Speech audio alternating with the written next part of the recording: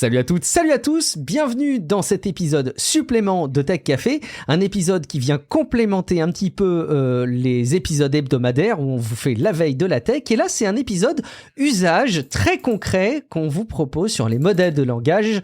Il y a eu un travail de réflexion sur ce qu'on pouvait vous apporter dans ces épisodes et une nouvelle façon de vous apporter du contenu, vous allez pouvoir voir tout ça. Je vous invite, si c'est pas déjà le cas et si vous n'êtes pas allergique à Apple, à aller écouter l'épisode précédent sur la présentation de l'iPhone 15, iPhone 15 Pro et des montres qui vont avec. On a fait ça avec Matt, alias Prof du Web, et Audrey Coulot d'Apple Différemment. Mais on va reparler de tech pure et dure sans parler d'Apple. Je suis Guillaume Vendée, podcasteur technophile enthousiaste, et je retrouve votre expert pour cet épisode usage, celui qui a concocté cet épisode avec ses petites mimines, c'est Guillaume Poggiaspala. Salut Guillaume, comment vas-tu ? Mais ça va très bien.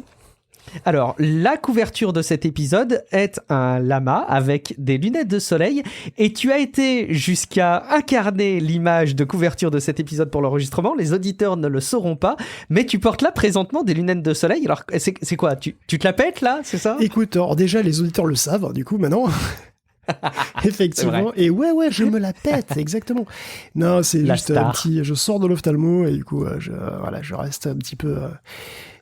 C'est voilà pour sensible à la lumière. pour essayer d'éviter l'éblouissement avec l'écran, pour les notes, tout ça. Et puis bon, c'est vrai que c'est quand même plus stylé, quoi.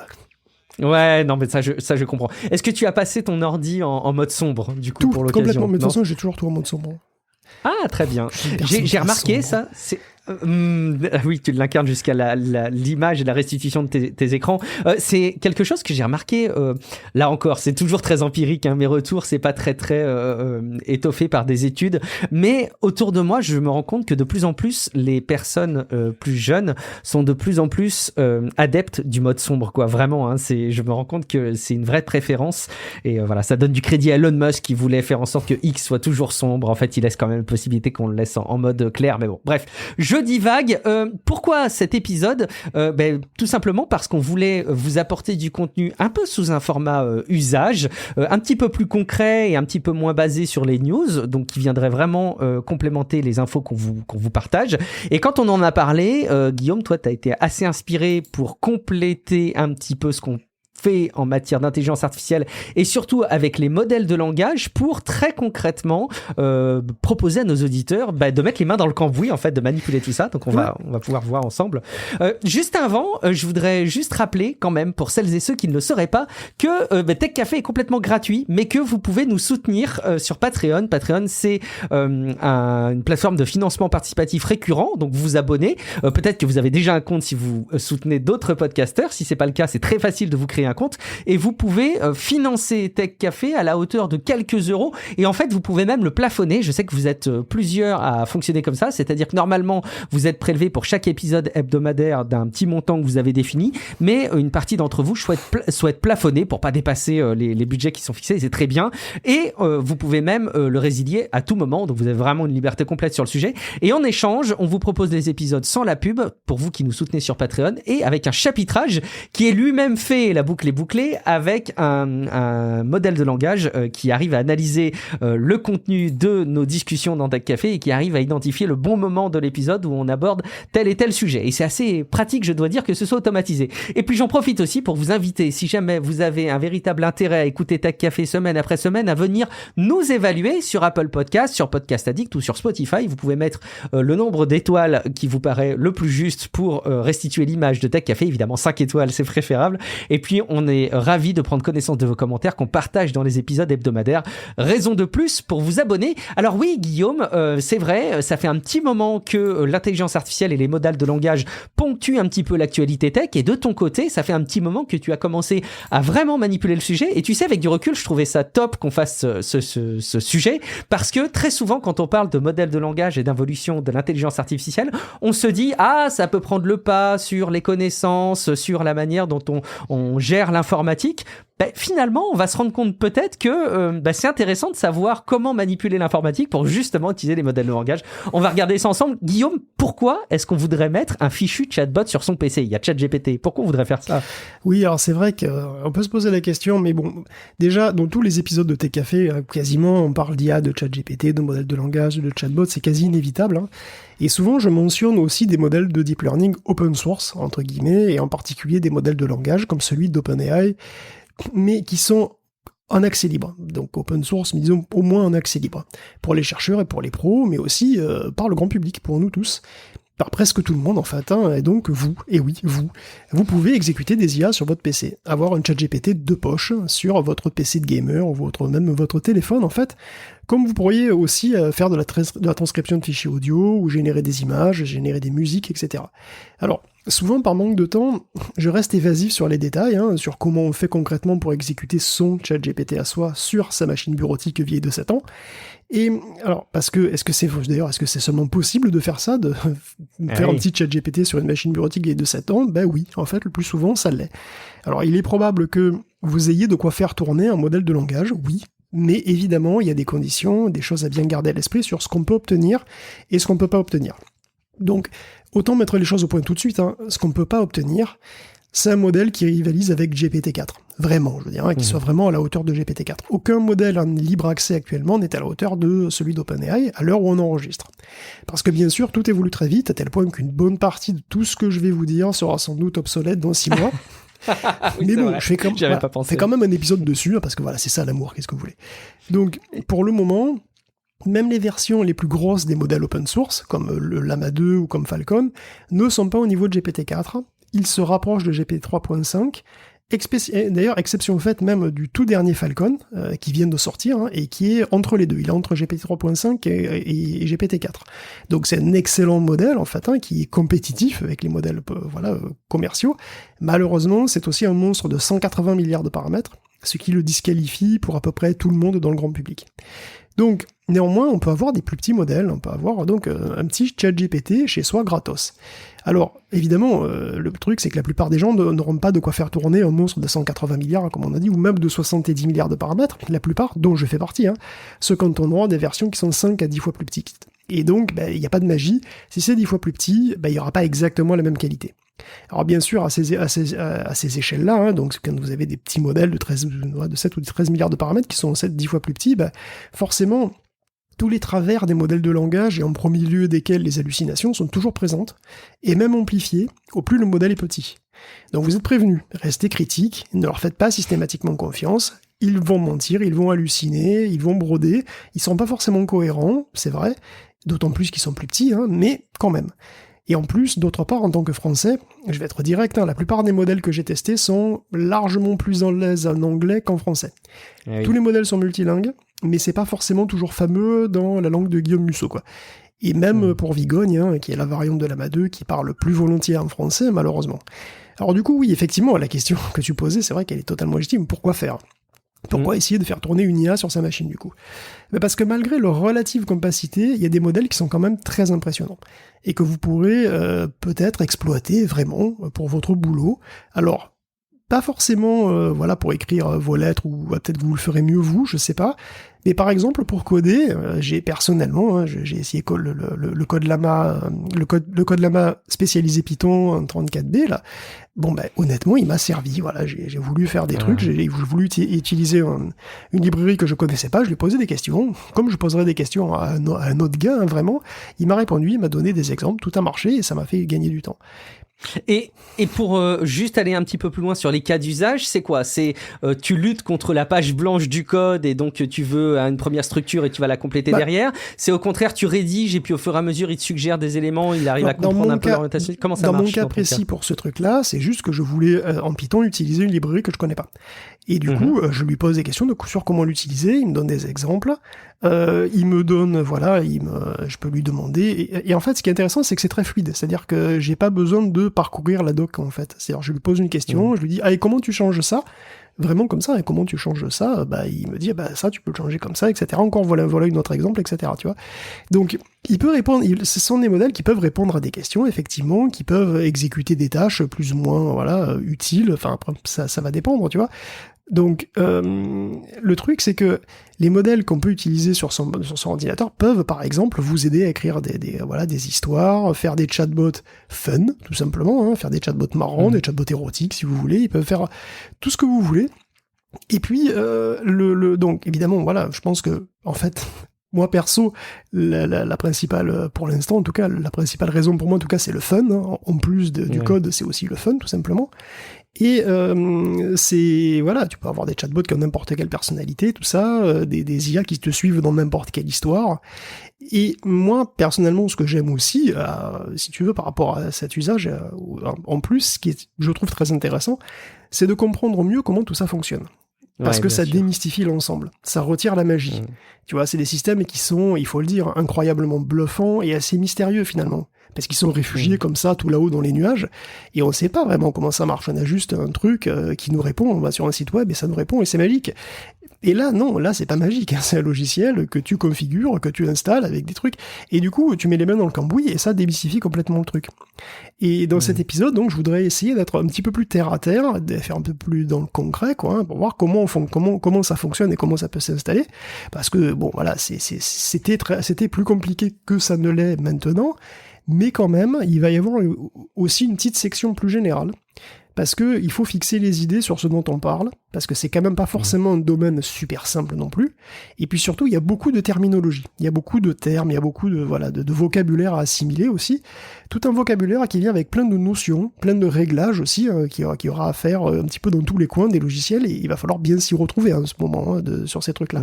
Donc, on va être obligé quand même de revenir un petit peu aux bases, et aussi de nommer, de parler plus explicitement de ce qu'on va parler, de toutes ces notions, quoi. Alors, on va pouvoir les détailler ensemble. Effectivement, quand on regarde le conducteur, on peut se dire, et quand vous allez dans les notes de l'épisode, on peut se dire, oulala, ça m'a l'air bien obscur tout ça. Vous allez voir, peut-être que malgré tout, c'est plus accessible que vous le pensez. Et puis, on va même être hyper pratique. Guillaume va vous dire un petit peu qu'est-ce qu'il faut comme matériel, qu'est-ce qu'il faut comme app au départ, peut-être principe logiciel, etc. Mais effectivement, il faut quelques peut-être définitions. Alors, t'as déjà fait des épisodes dossiers sur l'intelligence artificielle, libre aux auditeurs évidemment d'aller les écouter avant ou après cet épisode. Je pense que dans tous les cas ça pourra être un bon complément, mais peut-être qu'effectivement on peut en revenir avant à une première définition, Guillaume. Au fond, c'est quoi un modèle de langage ? Oui, mais déjà je pense qu'effectivement, si vous n'avez pas écouté les autres épisodes, c'est pas grave en fait, parce que si vous les avez écoutés, c'est bien, parce que je pense que ça fait complément. Il y a des choses dont on n'a pas parlé à l'époque et dont on va parler maintenant, et puis sinon on va rattraper un petit peu. Qu'est-ce que c'est donc un grand modèle de langage qu'on appelle souvent LLM pour Large Language Model, donc c'est une terminologie qui est très souvent utilisée. Donc LLM, c'est court, c'est pratique, donc même moi probablement je vais l'utiliser plusieurs fois. Et bon, les LLM, ça sert à faire des chatbots. Alors, tous les chatbots du monde, que ce soit ChatGPT, que ce soit Bard, que ce soit Claude, que ce soit MyAI sur Snapchat, ils utilisent tous ce qu'on appelle un modèle de langage, un LLM. Mais un modèle de langage, ça parle pas, ça discute pas avec toi, ça produit même pas de mots en réalité. Le modèle de langage, pour faire simple, c'est l'ensemble des règles qui permettent de parler une langue, parler l'anglais par exemple. Et c'est représenté par une distribution statistique sur l'ensemble de suites de mots, sur l'ensemble des phrases possibles si tu veux. Donc, tout simplement, ça dit quelle est la probabilité qu'une expression donnée existe en anglais, qu'une phrase donnée existe en anglais. Si elle n'est pas correcte, cette phrase, ou si elle est incohérente, elle va avoir une probabilité très faible, voire nulle, d'exister. Pour déterminer ça, il faut que je puisse savoir, étant donné une suite de mots, la probabilité du mot qui vient après. Et concrètement, c'est exactement ce que font les modèles de langage, c'est-à-dire ce que font les modèles de langage, c'est-à-dire le fichier que vous allez télécharger. Parce qu'en réalité, c'est ça un modèle de langage, c'est juste un énorme réseau de neurones qui sont impactés dans un énorme fichier qui peut faire des gigas et des gigas, et c'est ça que vous allez télécharger sur votre disque dur pour pouvoir l'utiliser après. Et donc un modèle de langage, ça ne fait rien d'autre. Ce sont des espèces de grosses boîtes dans lesquelles vous rentrez une suite de mots, on appelle ça un prompt, donc vous êtes habitué maintenant à un prompt, et ça sort une suite de chiffres qui représente la probabilité de chaque mot du vocabulaire d'arriver après la phrase que vous avez rentrée. Et c'est tout. Un modèle de langage ne produit pas de texte. Ce qui produit du texte, c'est le sampler. Et c'est un logiciel à part, le sampler. Si je prends le temps de bien faire la distinction, c'est parce qu'il y en a plusieurs, en fait, de samplers. Il existe plein de samplings différents, et donc plein de réglages qui vont avec. Et ça peut changer totalement la production du texte.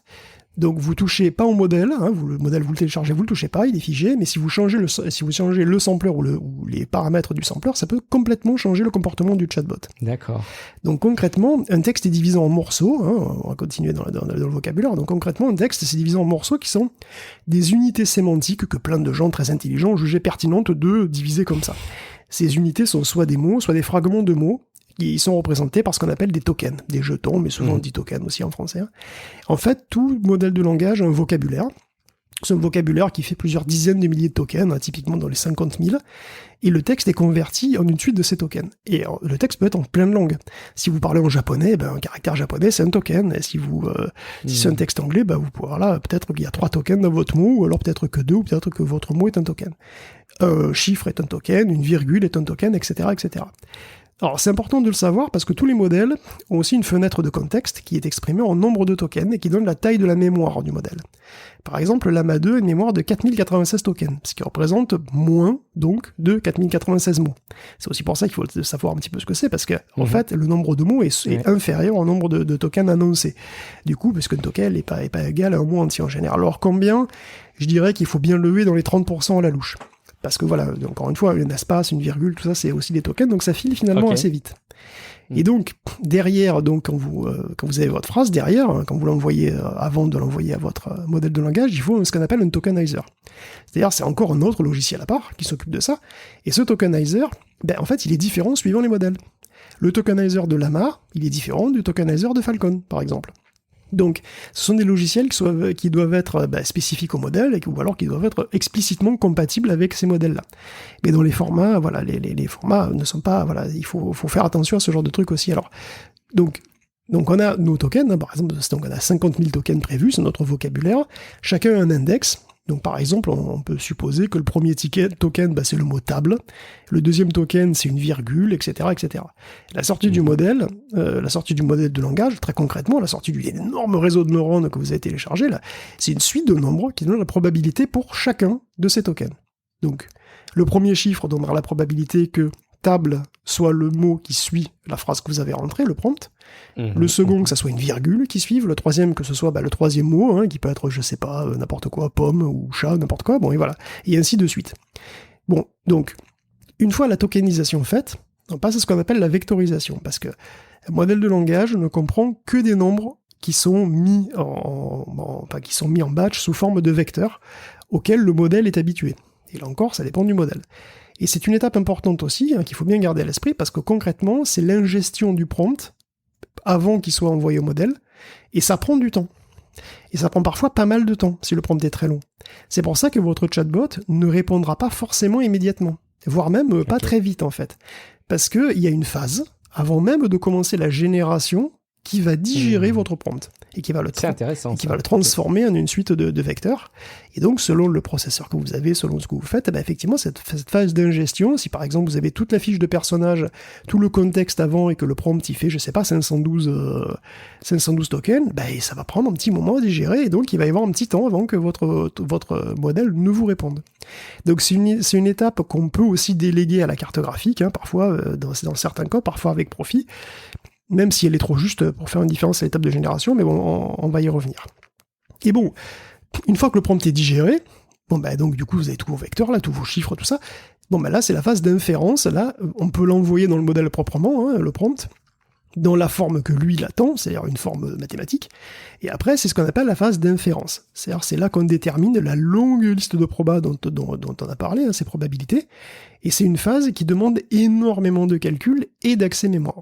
Parce que la totalité du modèle va être lue à ce moment-là, parce qu'elle va être utilisée pour faire les calculs, et donc il y a d'une part un énorme besoin en calcul, et aussi un énorme besoin en accès mémoire, et donc en bande passante mémoire, donc ce sont deux aspects qui sont super importants et qui vont conditionner sur quel type de machine, sur quel hardware, tout ça, ça va fonctionner ou pas, quoi. Donc, on arrive maintenant, ça y est, enfin on a les probas qui sont pondus par le modèle, et ces probas, on va les envoyer au sampler. Et c'est le sampler. Qu'est-ce que c'est le sampler, C'est celui qui va faire le sampling, donc c'est lui qui va échantillonner, on dirait en français. Le sampler, c'est le truc qui va produire le texte proprement dit. Parce que on a une liste de probas, pour tous les mots du vocabulaire. Donc on a 50 000 chiffres. Au bout d'un moment, il faut choisir. Voilà, on a 50 000 chiffres. Forcément prendre la meilleure probabilité à chaque fois, j'imagine. Alors, le truc, c'est ça. On a donc effectivement une proba pour les 50 000 mots, mais lequel on prend au final? L'idée de base, c'est de prendre simplement le token qui a la plus haute proba. Effectivement, c'est le truc qu'on ferait tous. On prendra ça paraît évident. Mais si on fait juste ça, souvent, on a une génération qui est très monotone, qui est pas très marrante, qui est totalement déterministe, et qui est pas très naturelle souvent et assez et qui peut même être totalement répétitive. Répétitive au sens strict, c'est-à-dire que le modèle peut se piéger lui-même dans une boucle, parce qu'on a une boucle de mots probables, et il peut répéter la même phrase à l'infini, en réalité. C'est pour ça qu'on a introduit un paramètre crucial dans un sampler, que tous les samplers quasiment partagent, c'est la température. Et la température mesure à quel point on va être sage ou on va être sauvage. Donc une température nulle correspond exactement à ce qu'on vient de dire. C'est-à-dire, on prend systématiquement le mot le plus probable. Bêtement, il prend la meilleure. Enfin, la plus grande probabilité. Ouais. C'est ça. Au plus la température est élevée, au plus on va choisir exprès des mots moins probables pour être plus créatif. Sauf que là, je suis encore très vague, parce que les mots moins probables, on les choisit comment, en fait? À quel point ils sont moins probables. Et souvent, est-ce qu'on va les prendre plus souvent, comment souvent, etc. Donc il y a ça fait beaucoup de questions finalement, tout ça. Et du coup, il y a aussi plein de réponses. Et c'est pour ça qu'on a aussi plein de types de sampling différents. Donc on a les samplings les plus classiques, c'est les top K, top P, on a aussi le top A, le tail free, le contrastive search, le Mirosta, etc., etc. Et donc tout ça, c'est intégré ou non dans les logiciels dont on va parler, et donc on va essayer aussi, un petit peu plus tard, on va revenir plus tard comme ça avec les logiciels qu'on va passer en revue sur ces samplers. Mais il faut se rendre compte que le sampler a beaucoup de liberté finalement sur le choix des mots. C'est lui qui fait le choix des mots, donc il a énormément de liberté et beaucoup de pouvoir aussi. Donc dernièrement, certains peuvent même formater très précisément le texte de sortie. Donc il y a des samplers qui sont capables de conditionner le texte de manière à sortir un JSON parfaitement valide, un fichier JSON ou parfaitement valide à tous les coups. Par exemple en utilisant des expressions régulières ou des grammaires libres, donc on peut rajouter aussi des contraintes linguistiques au sampler. Et ça c'est une grande tendance et c'est hyper important et ça fait aussi partie de la phase de sampling. Mais bon, en bref, le sampler choisit un mot. Bon, après, ce qu'on fait, évidemment, vous imaginez bien, on rajoute le mot qu'on a choisi au prompt, ça fait un prompt un petit peu plus long, et après, on refait exactement pareil. On renvoie le nouveau prompt. Ah d'accord, on actualise le prompt avec le mot généré, avec le token généré, et on rebalance tout ça. Exactement. Donc on d'accord. Exactement. On remet le mot à la suite du prompt. D'où le fait que le texte se génère mot à mot. Exactement. J'avais pas compris ça. D'accord. Ok. C'est une méthode de c'est une méthode de génération par récurrence en fait, et c'est ce qu'on appelle une génération autorégressive. C'est une expression qu'on voit revenir souvent, autorégressif. Et il faut parler système autorégressif. Et en fait, c'est ça l'idée. C'était le système prend un mot, on le met à la suite du prompt, du coup c'est un nouveau prompt qui fait choisir un autre mot, qu'on remet à la suite de ce nouveau prompt, donc on a deux mots nouveaux, et ensuite avec ce nouveau prompt on fait encore un autre mot pour faire un troisième mot nouveau, et ainsi de suite jusqu'à ce qu'on arrive, jusqu'à ce qu'on se cogne à la fin de la fenêtre, tout simplement, quand on a plus d'espace. Alors justement, ça répond à une question que je voulais te poser, mais du coup c'est plutôt clair. Je voulais juste savoir si le prompt était compris dans la fenêtre de contexte, mais du coup ma question n'a plus lieu d'être parce que en permanence, du coup le prompt est repris. Donc oui, en fait, la quantité de texte qu'on va envoyer pour le prompt occupe de l'espace dans la fenêtre de contexte, c'est ça ? Oui, tout se passe dans la fenêtre de contexte parce que c'est vraiment la mémoire du système. La fenêtre de contexte, c'est la mémoire du système. Il faut imaginer que c'est sa mémoire de travail, en fait. C'est comme si les poids du système, c'est un réseau de neurones, effectivement. Dans ces réseaux de neurones, ils ont des poids, comme si c'était des espèces d'axones qui étaient réglés, mais ils sont réglés une fois pour toutes, ils sont figés. Tout ce que possède cette IA, en quelque sorte, c'est une mémoire de travail, une mémoire à court terme, qui est relativement petite, en réalité, et qui fait, 4096 mots, mais qui peuvent être plus grandes selon les modèles, ça dépend des modèles, mais en tous les cas, tout se passe dans cette fenêtre de contexte. C'est pour ça que c'est très important d'avoir à l'esprit ce que c'est et comment on l'utilise, si tu veux. Ok. Et pour essayer de comprendre l'état de l'art et l'avancement, spontanément, je me dis qu'on aurait peut-être des pistes à trouver pour dire que, au lieu de renvoyer tout le prompt, quand on voit qu'on commence à atteindre la fin de la fenêtre de contexte, on pourrait, je sais pas, l'outil pourrait se faire peut-être un résumé du début du prompt, pour gagner de la place. Est-ce que ça se fait ? D'accord. Oui, ça se fait. Il y a des techniques, effectivement, pour augmenter la taille de la fenêtre de contexte. Là, on pourra en reparler. Certaines passent par des entraînements, des surentraînements des modèles. D'autres passent par des vectorisations, enfin des bases de données de vecteurs. On en reparlera aussi plus tard de ça. D'accord, ok. Et on peut effectivement avoir l'idée de tout simplement faire des résumés, des points importants, et enfin voilà, pour avoir un nouveau de truc. Mais effectivement, cette fenêtre de contexte, donc, elle est très importante, et c'est vrai que c'est un enjeu, oui, de l'avoir la plus grande possible et d'avoir un système qui réussit à garder de la mémoire le plus longtemps possible.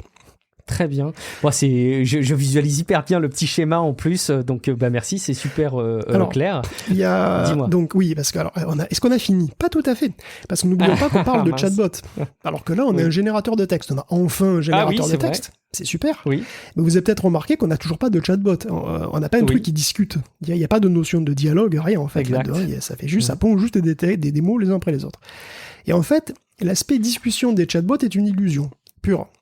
La manière dont on fait dialoguer un modèle de langage, c'est en lui montrant le début d'une discussion et en arrêtant la génération avec un mot-clé. Donc pareil, un exemple tout simple. Hein. Admettons que ce soit un dialogue entre Toto et Titi, et c'est vous Titi. On met dans le prompt un début de discussion du genre Titi, : coucou toi, Toto, salut, comment ça va ? Titi, pas mal, et toi ma gueule ? Toto, : Et après, on laisse finir le modèle de langage. Le modèle de langage, il va faire quoi ? Étant ce qu'il est, hein, il va continuer le texte avec ce qui est le plus probable. Et donc, une phrase du genre « on fait aller », tu vois, après, il va réécrire Titi, parce qu'il imagine qu'après, c'est à Titi de parler. Tu vois, parce qu'il a bien vu que c'était un dialogue au tour par tour entre Toto et Titi. Donc, à un moment, Titi, évidemment, il va probablement revenir. Et donc, si tu t'arrêtes pas la génération au moment précis où il écrit Titi, il continue. Il va parler à la place de Titi. Et après, il parlera à la place de Toto, puis après, il parlera à la place de Titi. Il dialogue pas. Il ne fait que compléter le texte, donc il ne dialogue pas. On le fait dialoguer de manière artificielle, en arrêtant la génération quand il y a Titi qui sort, et après, c'est toi qui réponds, et après, on intègre ta réponse au prompt, et après, on lui fait continuer le texte dans le rôle de Toto. Tu vois ce que je veux dire ? Oui, tout à fait. Ouais. C'est un artifice de dialogue. Complet. C'est pas vraiment un dialogue, mais il s'imagine s'il devait rédiger une pièce de théâtre. Finalement, il imaginerait les différentes répliques de protagonistes avec des guillemets, et donc il générerait toute une suite de pavés de texte. Ouais. Okay. De base, il parle absolument tout seul. Donc en fait, ce qui fait le chatbot, c'est pas du tout le modèle de langage, c'est l'interface utilisateur. Parce que c'est l'interface utilisateur qui va voir passer Titi, qui va couper quand Titi arrive. Pour te permettre de parler. Il va faire une bulle de dialogue. Exactement. C'est une boucle où, quand il voit passer Titi, il arrête le truc, il te donne la main, ensuite il prend le texte que tu lui as dit, le réinjecte, il le renvoie au modèle de langage, enfin il renvoie tout simplement la discussion complétée au modèle de langage, et après il va lui demander de compléter jusqu'à ce qu'il revoie Titi, et ainsi de suite. Donc c'est l'interface utilisateur qui crée le chatbot, c'est pas le modèle de langage. Le modèle de langage, il parle pas. Alors pourquoi je mentionne ça ? Parce que c'est super important, parce que certains modèles de langage ont été particulièrement entraînés pour compléter des conversations, et donc ils sont meilleurs pour être des modèles de chat, parce qu'ils sont prévus pour ça, et d'autres non. Et donc, ils sont pas particulièrement bons pour faire ça. Et donc, voilà, tu vois. Chacun aussi a un mode de prompting particulier. C'est-à-dire que les modèles de type chat se promptent de modèles particuliers. Parce que là, j'ai dit, par exemple, voilà, c'est un modèle... tu lui dis, voilà, il y a Toto Titi, bon, ok. Mais en fait, il y a des prompts particuliers pour chaque modèle. Tu vois, tu peux, parce que en fait, le mot-clé auquel on doit arrêter, bon là, c'était l'exemple simple, c'était Titi, mais en fait, souvent, les modèles qui sont entraînés à chatter, ils sont entraînés à s'arrêter sur un mot-clé particulier. Et le mot-clé particulier, c'est souvent une chaîne du type dièse, quelque chose, tu vois. Et donc, ça veut dire qu'il va être habitué, le modèle, à sortir ce mot-clé particulier régulièrement. Et donc c'est pour ça en fait qu'ils sont prévus pour chatter, c'est parce qu'ils sortent régulièrement les mots-clés. Donc du coup, certains, voilà, en gros, il y a des promptings particuliers, donc en gros, certains s'attendent à ce que tu les appelles Toto, d'autres s'attendent à ce que tu les appelles assistant, voilà, d'autres, voilà, avec instruction, réponse, etc. Donc voilà, d'autres s'attendent à ce que vous les appelez maître, bien entendu. Non, je déconne, mais bon, voilà, c'est l'idée, quoi. Donc en gros, si vous promptez pas bien votre modèle, parce que si vous le promptez pas comme il a été entraîné à voir les trucs, ça risque de vous donner des résultats qui sont pas aussi bons que prévu. Ok, donc ils ont aussi leur spécialité là-dessus, mais on visualise bien en tout cas cet enjeu du dialogue qui est finalement une génération de contenu tout à la suite, quoi, quelque part. Je visualise bien les choses. Est-ce qu'on peut commencer par un niveau facile, Guillaume ? Oui, ben là on a déjà dit pas mal de trucs. Hein. Alors, je sais que c'est pas un sujet forcément très simple. Hein. J'avais prévenu. Oui, hein. mais ça reste très accessible à l'audio, je trouve. Je sais pas pourquoi, je le visualise plutôt, mais bon. En tout cas, il y a encore plein d'autres choses, mais bon, avant de perdre 100% des auditeurs, on va effectivement passer à une rubrique vraiment concrète, c'est-à-dire quel logiciel simple, voilà, pour démarrer. Aujourd'hui, personnellement, je conseillerais, après voilà, c'est personnel, hein, 3 logiciels qui sont simples d'accès pour utiliser des LLM. Alors, il y en a un qui s'appelle Faraday.dev, donc Faraday comme le physicien, .dev. Il y en a un qui s'appelle LLM Studio, ou LM Studio, pardon, peut-être LM Studio, et un qui s'appelle Cobalt CPP. Alors, les liens sont dans les notes de l'émission, bien entendu, hein, donc même si vous n'avez pas capté très précisément le truc, tout est dans les notes. Donc, Faraday Dev et LM Studio sont probablement les plus assistés. En particulier, ils permettent de télécharger les modèles directement au cœur de l'appli. Donc, ils donnent aussi des conseils sur quoi télécharger en fonction de la machine, hein, ils regardent un petit peu votre config, et puis vous disent, ouais, ça va être lent, ça va aller, etc. Et bien entendu, il vous propose de chatter directement avec les modèles que vous avez téléchargés, c'est du tout en un. Donc par exemple sur LM Studio, si admettons voilà, vous téléchargez LM Studio, sur la première page, enfin sur le premier onglet, vous avez toute une liste comme ça de modèles que vous pouvez télécharger, vous cliquez, vous téléchargez ce truc sur votre disque dur. Alors lequel choisir ? Que choisir finalement, hein. Donc c'est ça, va être ça la plus grosse difficulté. LM Studio il supporte plein de modèles. Et vous n'avez pas à vous soucier des incompatibilités entre eux à ce stade. C'est ça qui est très cool. Et sur la page, vous avez plein d'infos. Et bon, alors c'est plein d'infos, évidemment, on va voir un petit peu ce que ça veut dire. Donc par exemple, vous avez le nom du modèle, évidemment. Par exemple, il va s'appeler CodeLama 7B Instruct. Bon, est-ce que c'est parlant ? Oui, ça va vous parler. Après cet épisode, ça va vous parler. Parce que ça donne plein d'informations, bien sûr, hein, tous les titres. Donc, CodeLama 7B Instruct, c'est un modèle CodeLama. Donc, ça veut dire que c'est un dérivé du modèle Lama de Meta. Ce qui, voilà, confirmé aussi avec la mention architecture Lama, que vous verrez dans la page. Et, parce que bon, les variantes de Lama, c'est ce qui est le plus largement utilisé à ce jour. Donc il y a plein de variantes différentes de Lama qui sont bonnes à divers trucs, hein, voilà. 7B, ça veut dire 7 billions, ça veut dire 7 milliards, c'est le nombre de paramètres, tout simplement. Donc, au plus il y a de paramètres, au mieux c'est. Clairement. Mais évidemment, au plus il y a de paramètres, au plus c'est lourd à faire tourner. Il existe des versions de Lama à 7, 13, 34 et 70 milliards de paramètres, pour Lama 2 en particulier. Pour Lama 1, c'est à peu près la même chose. La grande majorité des auditeurs se bornera à 7, 13, voire 34 au grand maximum. Après, ça demande quand même du matos un petit peu plus... 70, hein, c'est ça, après. Après, c'est 70, et puis après, il y a Falcon 180 qui est encore énorme. Okay. Il y a un Falcon 40, mais bon, il n'est pas compatible avec... LM Studio, à ma connaissance. Okay. Donc après, on a dit qu'il s'appelait CodeLama 7B Instruct, par exemple, un des exemples là que vous pouvez télécharger. Le Instruct, ça veut dire tout simplement que c'est un modèle qui a été entraîné à être un modèle de chat qui suit des instructions. Donc ça veut dire Instruct, c'est Instruction, tout simplement. Mais bon, pour qu'il suive tout ça, il faut le prompter convenablement. Donc si vous allez dans l'onglet des modèles à télécharger, en face du nom du modèle dans la liste, donc vous avez des onglets sur le côté, voilà, vous avez un onglet pour avoir tous les modèles que vous avez téléchargés, et en face du nom du modèle, il y aura un petit menu avec des formats prédéfinis. Formats prédéfinis, il y a ChatLM, il y a CodeLama, il y a CodeLama Instruct, etc. En fait, tout ça, ce sont des formats de prompting, particuliers pour chaque modèle. Si vous téléchargez un CodeLama, il faut bien choisir ça. Donc LM Studio peut le faire a priori, mais parfois il peut se planter, donc voilà, il faut qu'il le fait pour vous, mais des fois, par exemple il connaît pas le modèle, il faudra voir exactement comment le prompter, etc. Donc, il est bien spécifié aussi pour chaque modèle combien de RAM il faut, et c'est vrai que si vous avez moins de 8 Go de RAM, bon, cet épisode n'est pas trop pour vous quand même, hein, parce qu'il y a bien des modèles plus petits qui rentrent, mais ils sont vraiment moins puissants. Et bon, c'est assez simple, hein. Avec 8 Go de RAM, vous pouvez vous amuser avec des modèles 7B, donc 7 milliards de paramètres, avec 16 Go de RAM, avec tous les modèles 13B, et avec 32, vous pouvez taper les 34B. Alors bien sûr, il faut pas faire les calculs et avoir une vitesse suffisante, tu vois, si vous voulez chatter avec. Alors si vous voulez juste lui faire générer du texte en temps masqué, limite, c'est pas grave. Mais si vous voulez chatter avec... il faut pas non plus attendre 2 heures avant qu'il vous réponde, tout ça. Bon. Ouais, ça perd son intérêt, effectivement. Du coup, si vous voulez chatter avec, je dirais qu'à partir d'un Quadriker Skylake, on peut sans trop de soucis chatter avec un modèle 7B, à peu près correctement.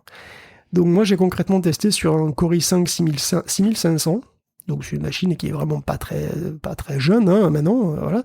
Sur un Core i5 6500, ce qui est un quadricœur à 3 GHz par là, un peu plus, c'est pas super rapide mais ça passe. Donc le ticket d'entrée il est pas si élevé que ça. Ouais, effectivement. Et vous pouvez lancer le téléchargement d'un petit modèle pour commencer, et si vous avez mieux que ça, voilà, vous pourrez chatter avec à peu près bien. Alors, évidemment, donc il y a beaucoup de modèles, il y en a des centaines, littéralement, hein, donc voilà, le plus simple, évidemment, c'est peut-être de partir sur ceux de base qui ont été fournis directement par Meta, et Meta fournit déjà donc des modèles de chat tout près, et donc c'est les Llama 2 chat. C'est Llama 2 estampillé Llama 2 chat. Après, vous avez aussi, par exemple, il y en a un qui s'appelle Llama 2 7B chat GGML. Bon. Donc là, déjà, vous savez que c'est un Llama 2, vous savez qu'il fait 7 milliards de paramètres, et vous savez qu'il est chat, donc c'est déjà pas mal. Alors le GGML, on va en parler juste après. Parce que, évidemment, c'est encore un peu plus compliqué, parce que vous avez plusieurs versions de ce même modèle. D'accord. Vous avez encore 2 choix, si vous regardez sur l'échelle, vous avez par exemple là 2 choix, vous avez un truc qui s'appelle Q4KS ou Q6K. Alors là, vous allez dire, oh là là là là là, ça part, hein. Qu'est-ce encore ça. Alors on va y revenir. Pour l'instant, si vous voulez un peu d'action, téléchargez Q4KS, il sera beaucoup plus rapide que Q6K, et vous pouvez directement déjà vous amuser à chatter avec, il n'y a aucun problème. Vous avez un onglet chat en haut, et vous sélectionnez donc le modèle que vous venez télécharger. Vous vous assurez que le preset c'est bien le bon, c'est-à-dire que c'est Meta AI Llama 2 chat, et c'est parti, vous pouvez chatter avec, et voilà, vous avez un tout petit ChatGPT. Si vous avez téléchargé le 7B, ça devrait marcher sur à peu près toutes les configs, vous avez un petit ChatGPT comme ça chez vous.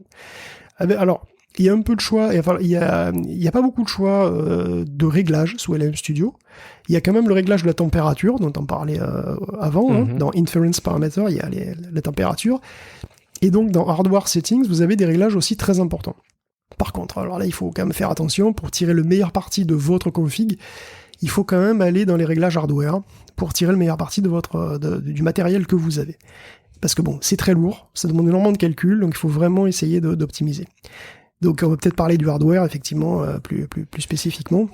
Ouais, j'en revenais, tu parlais du choix de la température et du réglage. Je voulais juste savoir au passage, si jamais je règle ma température sur voilà un comportement un peu plus sauvage, est-ce que ça veut dire que c'est un peu plus sujet à l'hallucination? Totalement. Ou est-ce que... Ouais, c'est ça, on est d'accord. Totalement, c'est clairement pour... Si vous voulez quelque chose de factuel, vous mettez pas une très haute température. La température en général, c'est entre 0 et 2, globalement, hein. Et à 0, c'est du déterministe pur. Ouais. À 2, c'est très très créatif. En gros, vous regardez ce qui vous convient, mais évidemment, ça a tendance à être plus factuel dans les faibles températures et plus créatif et plus foufou dans les hautes températures. Ok, ça c'est plus pour la compréhension sur le schéma que tu décrivais tout à l'heure. En question matérielle, et peut-être que tu avais prévu de l'aborder tout à l'heure, il y a un point moi qui me manque. De quelle place il faut sur un disque dur pour télécharger un modèle de langage? Tout à l'heure, tu dis télécharger, c'est-à-dire quoi? C'est un fichier de 2-3 mégas, c'est un peu plus? On va rentrer dans le dur, effectivement, mais en général, dans le disque dur, c'est plusieurs gigaoctets, ça c'est sûr, et ça dépend complètement de la taille du modèle et de la compression du modèle, aussi du format du modèle que vous allez utiliser. Okay. Alors le format GGML là, donc j'ai commencé à évoquer GGML parce que c'était dans le nom du fichier, de l'exemple que je prenais. En fait, le format GGML, c'est un format qui est très important parce qu'il peut s'exécuter totalement sur le CPU, mais il peut aussi être accéléré par la GPU. Donc en gros, c'est un format qui est un petit peu universel, qui est pas mal utilisé parce qu'il ouvre les LLM et en général les modèles de deep learning à peu près tout le monde. Hein. Et donc on en reparlera un petit peu plus après, mais effectivement, donc ça veut dire, si tu veux, que dans ce format-là, ce sont des fichiers qui sont des fichiers qui sont .bin ou .gguf, ça dépend des versions, mais globalement, c'est un fichier, tout simplement, c'est un gros fichier, et c'est un fichier qu'il va falloir charger en mémoire. Donc, un modèle de 7 milliards de paramètres, ça va typiquement prendre entre 4 et 5 gigaoctets. Et donc, entre 4 et 5 gigaoctets qu'il va falloir réserver en RAM, ou en RAM vidéo, si vous voulez envoyer votre modèle dans votre GPU, bien entendu. Donc, un modèle qui rentre intégralement dans la RAM vidéo, il va être donc intégralement accéléré par la GPU, ça va être significativement plus rapide, si vous avez une bonne GPU. Donc ça veut dire que il faut un minimum de 6 gigaoctets de VRAM pour exécuter un modèle de 7 milliards de paramètres. D'accord. 5 gigaoctets pour le modèle, et le reste pour la fenêtre de contexte, parce qu'elle va aussi aller parce que les calculs se feront aussi sur la carte graphique. Avec 8 gigaoctets, tu peux te permettre de longs contextes. Si vous avez moins de 6 gigaoctets, ben en fait, tu peux mettre qu'une partie seulement du modèle sur le GPU, et le reste sera pris en charge par le CPU. Parce qu'en fait, un modèle de langage, c'est un réseau de neurones qui est fait de plusieurs couches, comme ça, donc il y a des couches de neurones, comme ça, qu'on empile, comme une espèce d'énorme plat de lasagne. Et en gros, ça veut dire qu'on peut le diviser un petit peu comme on veut. C'est-à-dire, on peut prendre les 4 premières couches, et puis on peut faire les calculs sur les 4 premières couches, et après, sur le reste. Et donc ça veut dire que tu peux prendre les premières couches, et tu peux les envoyer sur le GPU, et le reste des couches, il reste dans la mémoire RAM, et ça sera exécuté par le CPU. Quand tu lances un calcul, la première partie des couches, en gros les premiers paramètres qui sont sur les GPU seront faits avant, et puis après, ce qui reste, ça sera envoyé sur le CPU, qui va continuer à faire les calculs avec ce qu'il a en RAM. Donc on peut, comme ça, diviser, et donc c'est très pratique, ça permet de diviser effectivement les trucs. Alors évidemment, c'est sûr que ça va beaucoup plus vite si vous avez intégralement le modèle en VRAM, que si vous le divisez, parce qu'il n'y a pas d'aller-retour.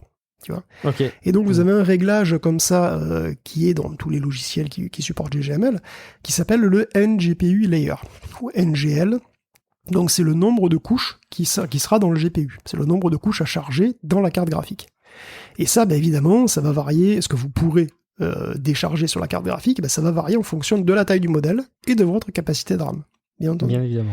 D'expérience, si vous mettez pas au moins les 3/4 du modèle en VRAM, il y a des chances que ça vaille pas le coup. Parce que les latences au niveau du bus, tout ça, en gros, ça détruit un peu les perfs. Donc à vous de voir, si vous avez 12 Go de RAM, vous pouvez vous amuser avec des modèles 7B et 13B sans aucun problème. Personnellement, j'ai 8 Go de VRAM, parce que j'ai une RTX 2060 Super, si je raconte ma vie. Et bon, je case tout juste au chausse-pied un modèle 13B compressé juste comme il faut. Ça marche bien, par contre. Avec 12 Go, vous aurez, plus des modèles de meilleure qualité, moins compressés, etc. Il faut au moins 24 gigaoctets de RAM pour faire tourner des modèles en 34B. Dont on parlait, il y avait des 30KB de 70B. 34B, donc c'est les modèles intermédiaires qui sont déjà très, très sophistiqués. Il faut quand même 24 gigaoctets de VRAM. 24 gigaoctets de VRAM, c'est la taille d'une 3090 et d'une 4090. Donc ça commence à faire des cartes graphiques assez chères, tu vois. Et pour les plus gros modèles, il en faut 2. Puisque 70B, sur un 70B, il faut 2 3090 pour espérer accélérer tout ça. Donc vous comprenez pourquoi j'ai dit au début que peu d'auditeurs pourront avoir accès à des 70B qui sont des modèles vraiment comparables à GPT 3.5, parce que ça suppose, pour les utiliser à une vitesse convenable, d'avoir 2 3090 ou 2 4090. Alors, en théorie, ça n'empêche pas de s'amuser, soyons clairs. Justement, ça n'empêche pas d'expérimenter. Ça n'empêche pas de s'amuser avec des modèles plus petits qui sont étonnamment efficaces. Et en fait, en théorie, vous pouvez exécuter n'importe quel modèle en RAM, tout simplement. Et la DDR, elle est beaucoup moins chère que la RAM vidéo, et vous pouvez assez simplement avoir des ordinateurs avec 32 ou 64 gigaoctets de RAM, et avec 64 gigaoctets de RAM, n'importe quel PC avec 64 gigaoctets de RAM peut exécuter le gros 70B. Alors évidemment, il y a le problème de la puissance de calcul et de la bande passante mémoire. Par exemple, si je reprends mon petit i5 6500, on peut grosso modo compter sur du 4 tokens par seconde à la génération sur un tout petit modèle 7B. Mais sur un modèle 13B, c'est 2 fois moins quand même, tu vois. C'est pour ça que si vous voulez attaquer des 13B, je recommande plutôt un CPU à 6 cœurs, ou 8 cœurs évidemment, et 16 gigaoctets de RAM rapide. La RAM doit être la plus rapide possible. Parce qu'en fait, je l'ai déjà dit, pour chaque token, pour chaque mot qui sera produit, la totalité du modèle doit être lue. Donc ça veut dire que il faut lire intégralement 4 gigaoctets de RAM pour produire un mot si vous avez un modèle 7B, 8 gigaoctets de RAM pour produire un mot si vous avez un modèle 13B. Ça veut dire qu'en gros, si je prends un modèle 13B qui fait 8 gigaoctets, et que je veux 5 tokens par seconde, c'est-à-dire une vitesse où je peux lire à peu près, tu vois, comme ça, 5 mots par seconde, globalement, ça fait 40 gigaoctets de bande passante par seconde. Parce que ça fait 8 fois 5, tout simplement. Donc, et 40 gigaoctets de bande passante par seconde, ça fait beaucoup de bande passante pour un PC, pour un CPU normal. Si je reprends mon bon vieux 6500, là, sa bande passante théorique, elle est de 34 gigaoctets par seconde. Donc ça passe pas. Donc même si le CPU avait la puissance de calcul pour atteindre les 5 tokens par seconde, il serait limité par la mémoire. La DDR4, ça plafonne à 50 gigaoctets seconde grand max, donc ça veut dire que le CPU en DDR4, aussi puissant soit-il, ne donnera jamais une vitesse plus grande que 6 tokens par seconde. Avec un 13B, et 3 tokens par seconde avec un 34B. Donc vous voyez que et ça, c'est vrai sur votre PC, c'est vrai aussi chez les pros. Ouais, c'est-à-dire que c'est une règle universelle, c'est pas que parce qu'on fait des trucs chez nous. Ouais. C'est ça, c'est totalement universel. Ce qui est intéressant là-dedans, c'est de voir qu'en fait, en deep learning, on est en face d'une charge de travail qui est très particulière, qui demande non seulement beaucoup de calculs, mais aussi énormément de bande passante mémoire, et que donc, c'est un enjeu capital, même pour les pros qui font tourner des modèles absolument énormes sur des serveurs absolument énormes. Donc les mémoires qui sont utilisées dans les cartes graphiques, bon, c'est de la DDR5 ou c'est la DDR6, c'est des mémoires qui sont beaucoup plus rapides, en fait, qui montent beaucoup plus haut que ça. Et ça explique pourquoi elles sont aussi prisées pour le deep learning. Les cartes graphiques, et surtout les cartes graphiques puissantes, c'est parce qu'elles ont des bandes passantes mémoire énormes. Ouais. Okay. Alors, désespérez pas, 3 ou 4 tokens secondes, c'est suffisant pour commencer à s'amuser avec des modèles de langage. Et donc, avec 4 cœurs, vous pouvez vous amuser avec un 7B. Avec 6-8 cœurs, vous pouvez taper dans les 13B. Les 34B resteront moins confortables en chat, mais ça reste possible, et puis on pourra quand même les utiliser en asynchrone. C'est-à-dire, vous envoyez un message, comme sur Telegram, quoi, vous envoyez un message, et puis voilà, de temps en temps, vous regardez si vous a répondu, et tout ça. En asynchrone, vous pouvez même avoir des modèles vraiment très gros, et ça passe très bien. Si vous n'êtes pas pressé, avec 64 Go de RAM et du temps, vous pouvez se faire tourner n'importe quoi. Ça simule encore mieux un échange avec un vrai humain par messagerie qui te répond pas forcément instantanément à chaque fois, en fait. Ah, mais complètement. En asynchrone, avec 64 gigaoctets, tu peux chatter avec tu peux te faire un ami imaginaire beaucoup plus réaliste, finalement. Ah, mais complètement. Mais c'est complètement. J'adore. Alors, quelques conseils hardware supplémentaires. Donc, même un CPU vieux de 7 ans, comme le 6500, suffit. Mais quand même, il faut quand même être attentif à, si vous exécutez sur CPU, je conseille pas d'avoir une génération antérieure à Haswell, parce que les Haswell, ils ont AVX2, par exemple. Et AVX2, c'est donc des cas qui font, en gros, c'est des extensions pour faire des calculs vectoriels qui sont très, très, très, très utiles dans le cadre de ce truc-là. Donc, les Celeron, les trucs comme ça qui n'ont pas AVX2, je m'y risquerais pas. Et il y a un autre point qui est... T'as jamais aimé les Celeron, de toute façon. Non, c'est vrai, j'avoue. Et bon, autre point étonnamment important, le nombre de threads CPU à utiliser. Tous les logiciels permettent de régler le nombre de threads CPU, donc le nombre de CPU à utiliser, le nombre de cœurs CPU, et c'est vital. Parce qu'en fait, il faut surtout pas mettre le nombre maximal. Je sais, c'est bizarre, mais si votre CPU est un 12 cœurs logique, qu'il a 12 threads, surtout pas mettre 12. Il faut surtout pas mettre 12. Alors, faut tester, mais par exemple, sur un Core i7 8700, que j'ai testé dessus, le nombre optimal, c'est 8. Me demandez pas pourquoi, je sais pas, alors que 8007... J'adore. Un 8007, ça a 6 cœurs, 12 threads. Et ben le nombre optimal pour la vitesse, c'est 8. Je sais pas. Ok. Alors, c'est très souvent que les performances s'effondrent si on met trop de threads, si on envoie sur trop de cœurs logiques. Probablement parce qu'ils doivent se gêner, se faire concurrence, alors que la RAM n'arrive pas à suivre, il doit y avoir un truc comme ça. En tout cas, testez, mais ne mettez jamais le max, il faut vraiment faire des essais, quoi. D'accord, ok, c'est bien noté. En ce qui concerne les GPU, Nvidia, c'est le choix par défaut, mais pas mal de logiciels permettent d'utiliser OpenCL aussi, ce qui ouvre pas mal le jeu de ce côté-là. J'ai parlé aussi du côté utilisateur Windows. Alors moi, perso, c'est plutôt l'expérience que j'ai eue, Linux beaucoup moins, mais tout ce que j'ai décrit est valable aussi bien sous Windows que sous Linux ou WSL, finalement. Et d'ailleurs, je me dois de mentionner que LM Studio, comme Faraday, comme Llama CPP, comme plein d'autres, fonctionne aussi sur Mac. Il fonctionne très très bien. Parce qu'en fait, plutôt les plateformes... sur les silicones. Alors, clairement sur les M1, M2. Clairement. Parce que les plateformes M1, M2 sont très performantes, même pour ce genre d'usage, parce que, en particulier, les derniers M2, là, ils ont une bande passante mémoire phénoménale. Et ça leur donne un avantage décisif pour faire tourner des grands modèles de langage. Et en plus... par ailleurs, ils ont des CPU, des GPU /GPU qui sont très puissants, donc c'est vraiment très bien en fait les M2. Le gros souci, c'est que c'est quand même assez cher et que c'est pas évolutif, parce que la mémoire est soudée. Donc ça veut dire que si vous achetez un jour un ordinateur avec 8 Go de RAM, ben jamais vous ferez tourner des modèles plus gros que 7B, quoi. Même si votre processeur pourrait être par ailleurs capable de beaucoup plus, ben vous pourrez jamais monter au-dessus de 7B. Donc il faut bien réfléchir à l'achat quand même. Surtout que après voilà, c'est plus cher avec plus de RAM, mais donc faut bien réfléchir. Les Macs sont bien, les Mac Pro sont des machines alléchantes pour faire tourner des gros lamas même. Après un Mac Pro 128 Go, ça peut faire tourner des monstres, comme le Falcon 180B. C'est vraiment c'est des monstres. Mais par contre, c'est pas donné. Après les 4090 non plus, c'est pas donné, donc qu'est-ce que tu veux. En tout cas, voilà, pour tirer le meilleur parti des ressources limitées, faut faire un petit peu attention aux détails comme ça, et du coup, il faut aussi parler de la compression. Et donc de GGML. Et c'est là qu'on va y revenir, je crois. Très bien, écoute, c'est plutôt clair. Une question toute bête, peut-être pratico-pratique. Est-ce qu'il y a beaucoup d'appels au disque dur quand on fait tourner ce type d'application, et est-ce qu'il y a un intérêt à avoir plutôt un SSD qu'un disque pas SSD, ça n'a pas de rapport, pas d'incidence. En fait, il faut surtout pas qu'il y ait des accès disques, parce que s'il y en a, ça va détruire les performances de manière terrible. Oui, bien sûr. Parce qu'en réalité, encore une fois, la bande passante mémoire, elle est monstrueuse. La bande passante vers le disque dur ou même vers le SSD, elle est encore plus faible que vers la mémoire, donc c'est catastrophique.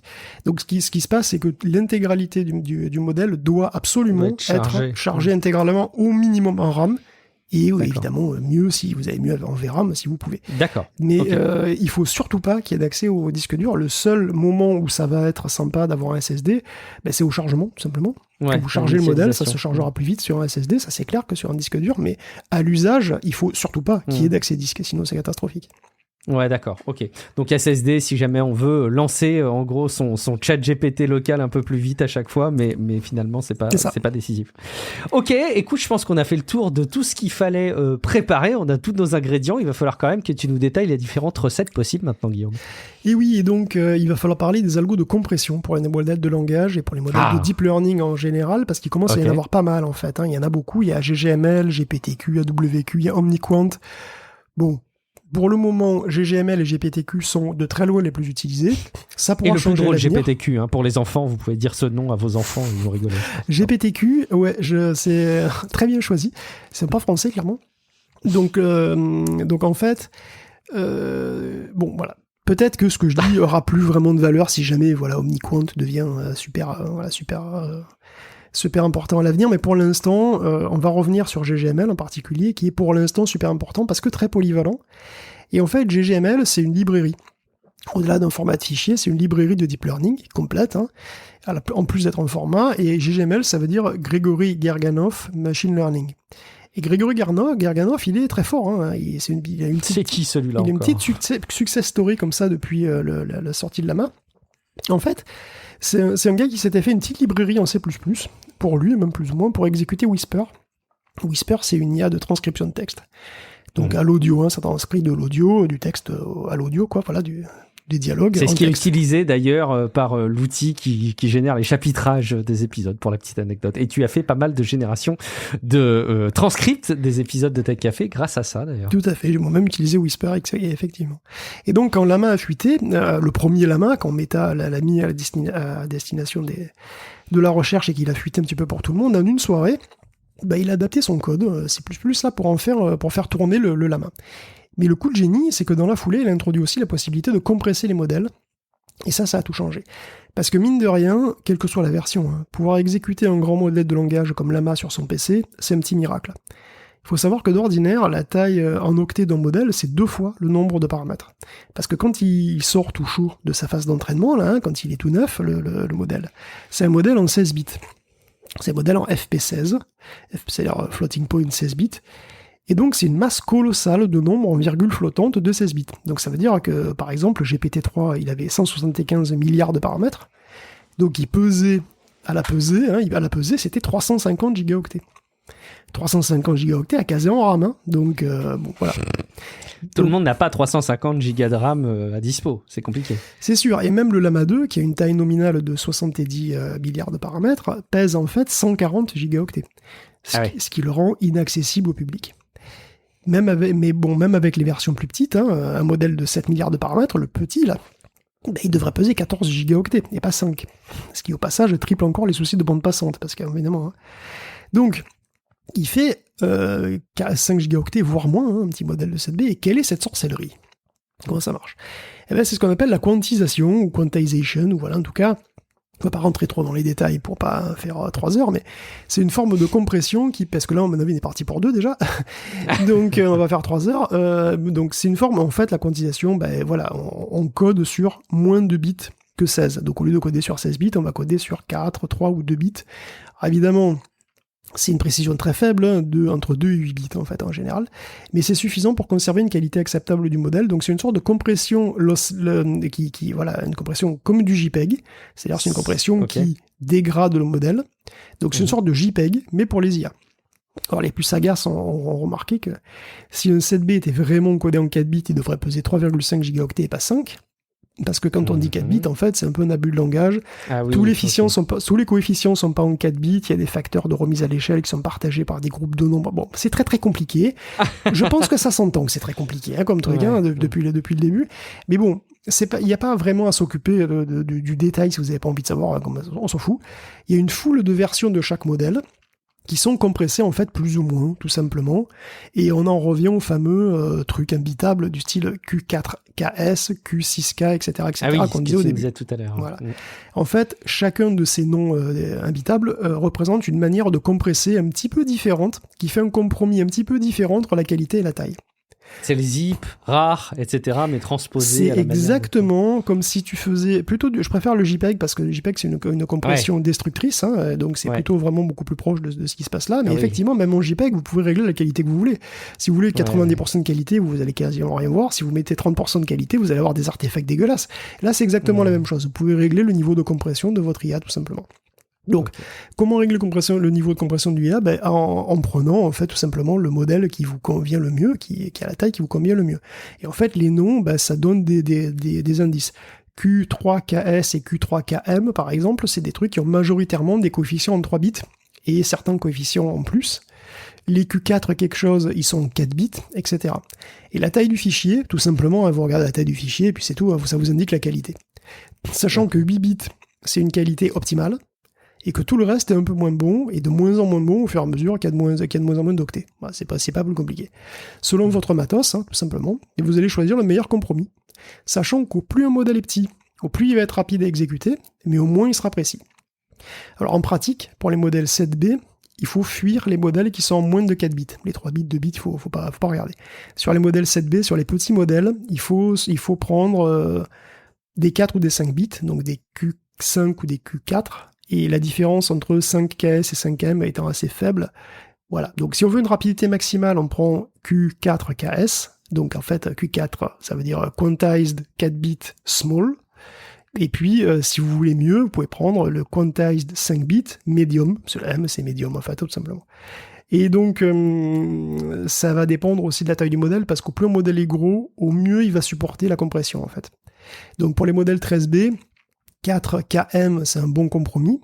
Si vous voulez aller au-delà, si vous pouvez, tant mieux. Pour les 34B, on peut commencer à taper dans les compressions à 3 bits, mais les 2 bits sont à éviter dans tous les cas, parce que les 2 bits en général ne valent jamais le coup.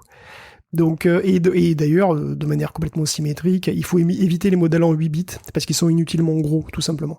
En fait, avec les Q6 quelque chose, les Q6K, c'est-à-dire les modèles en 6 bits, sont déjà très luxueux, ils valent même pas forcément le coup, donc les 8 bits ne valent pas le coup en général. Alors, vous allez vous demander, mais comment comment on mesure l'impact? Parce qu'une image, on la voit, on voit bien les artefacts dégueulasses. Mais il suffit de regarder le résultat, mais concrètement. Eh ben oui, ça c'est pas évident de mesurer l'impact sur les modèles. Donc il y a des mesures qu'on appelle de perplexité qui sont faites avec les différents niveaux de compression. Ils ont été faits d'ailleurs dans les notes de l'émission. Vous avez un graphique comme ça qui vous détaille un petit peu en fonction de la compression quel est le niveau de perplexité. On avait parlé de la perplexité. Bon, je ne vais pas tout revenir dessus en détail. On avait parlé de ça en détail. C'est une mesure effectivement de la qualité du modèle. Une mesure d'à quel point le modèle réussit à prévoir correctement le prochain mot. Évidemment, par rapport à un corpus, hein, évidemment, parce qu'on ne peut pas faire ça comme ça à partir de rien. Donc, à partir du corpus, à quel point à quel point ses prévisions sont bonnes.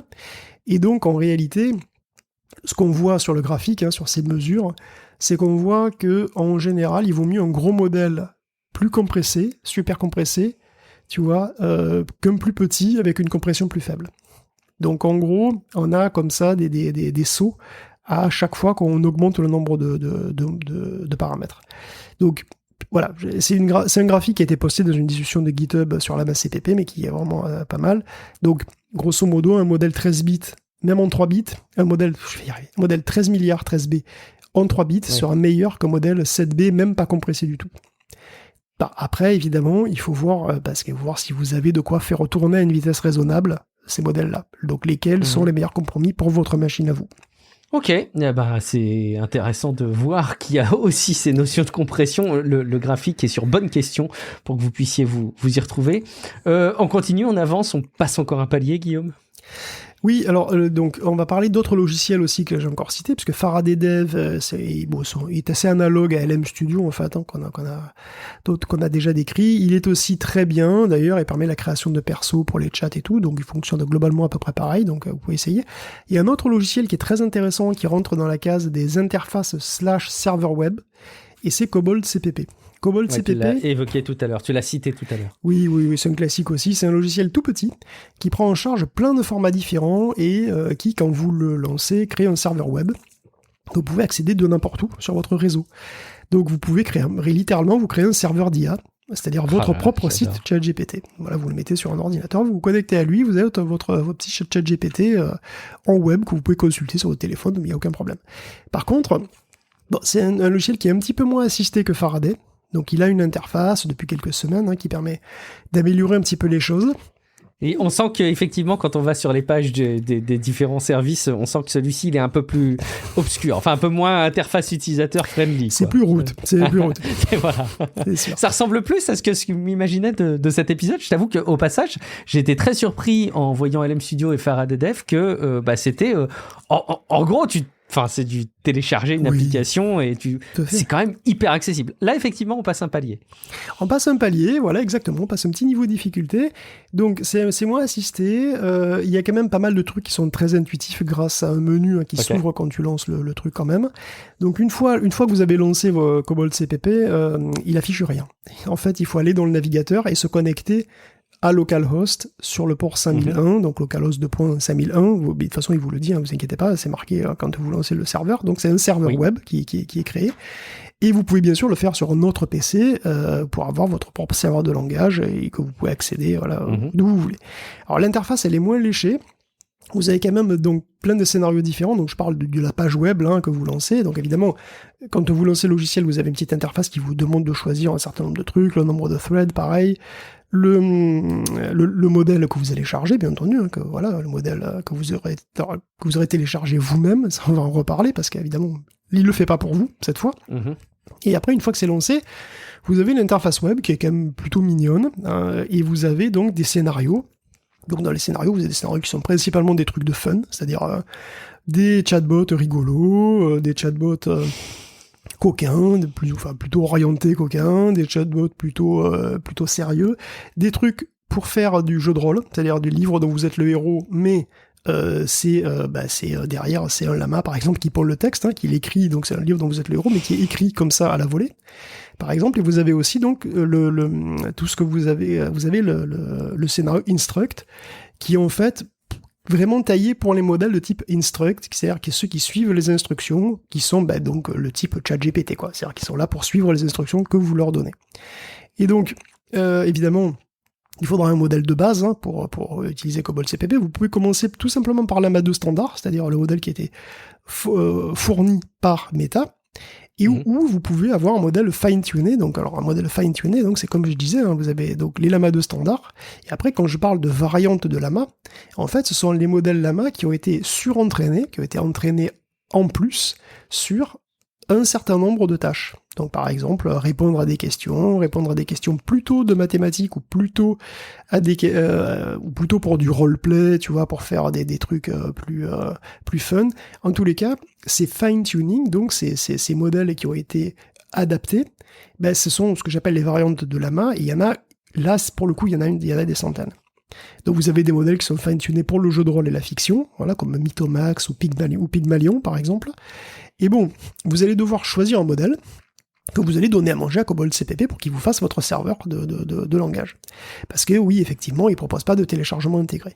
Alors, où est-ce qu'on va aller chercher ces modèles de langage-là, qu'on va les donner à manger à Cobalt? On va aller les chercher sur Hugging Face. Hugging Face qui est devenu le GitHub de l'IA, faut bien le dire, c'est vraiment un site incontournable actuellement, et sur lequel on trouve des modèles qui sont très très souvent des modèles bruts, c'est-à-dire des modèles non compressés, des modèles qui sortent de PyTorch, des grands frameworks, mais on peut aussi trouver des modèles qui sont compressés, et c'est le compte de Tim Jobbins, probablement, qui est le plus utilisé du monde pour ce truc-là, alias The Bloke. Et donc The Bloke, tout attaché, c'est le compte où vous trouverez tout. Parce que c'est devenu un pro, un team, maintenant il est pro, il upload pratiquement tous les modèles qui sortent. Et aux formats les plus courants, c'est-à-dire c'est-à-dire GGML et GPTQ. Donc, vous allez chez The Block, sur Hugging Face, et vous avez très littéralement l'embarras du choix. C'est vraiment un embarras, vous savez pas quoi foutre, il y en a tellement que c'est une profusion, et ça vient de la profusion des modèles, et aussi de la profusion de formats, parce que voilà, GGML c'est super, mais c'est le gros bordel. Bon, parce qu'il y a quand même eu 3 changements majeurs de format, avec chaque fois des ruptures de compatibilité. Bon, donc le dernier format en date, il est assez récent, donc ça tombe bien qu'on fasse l'épisode maintenant.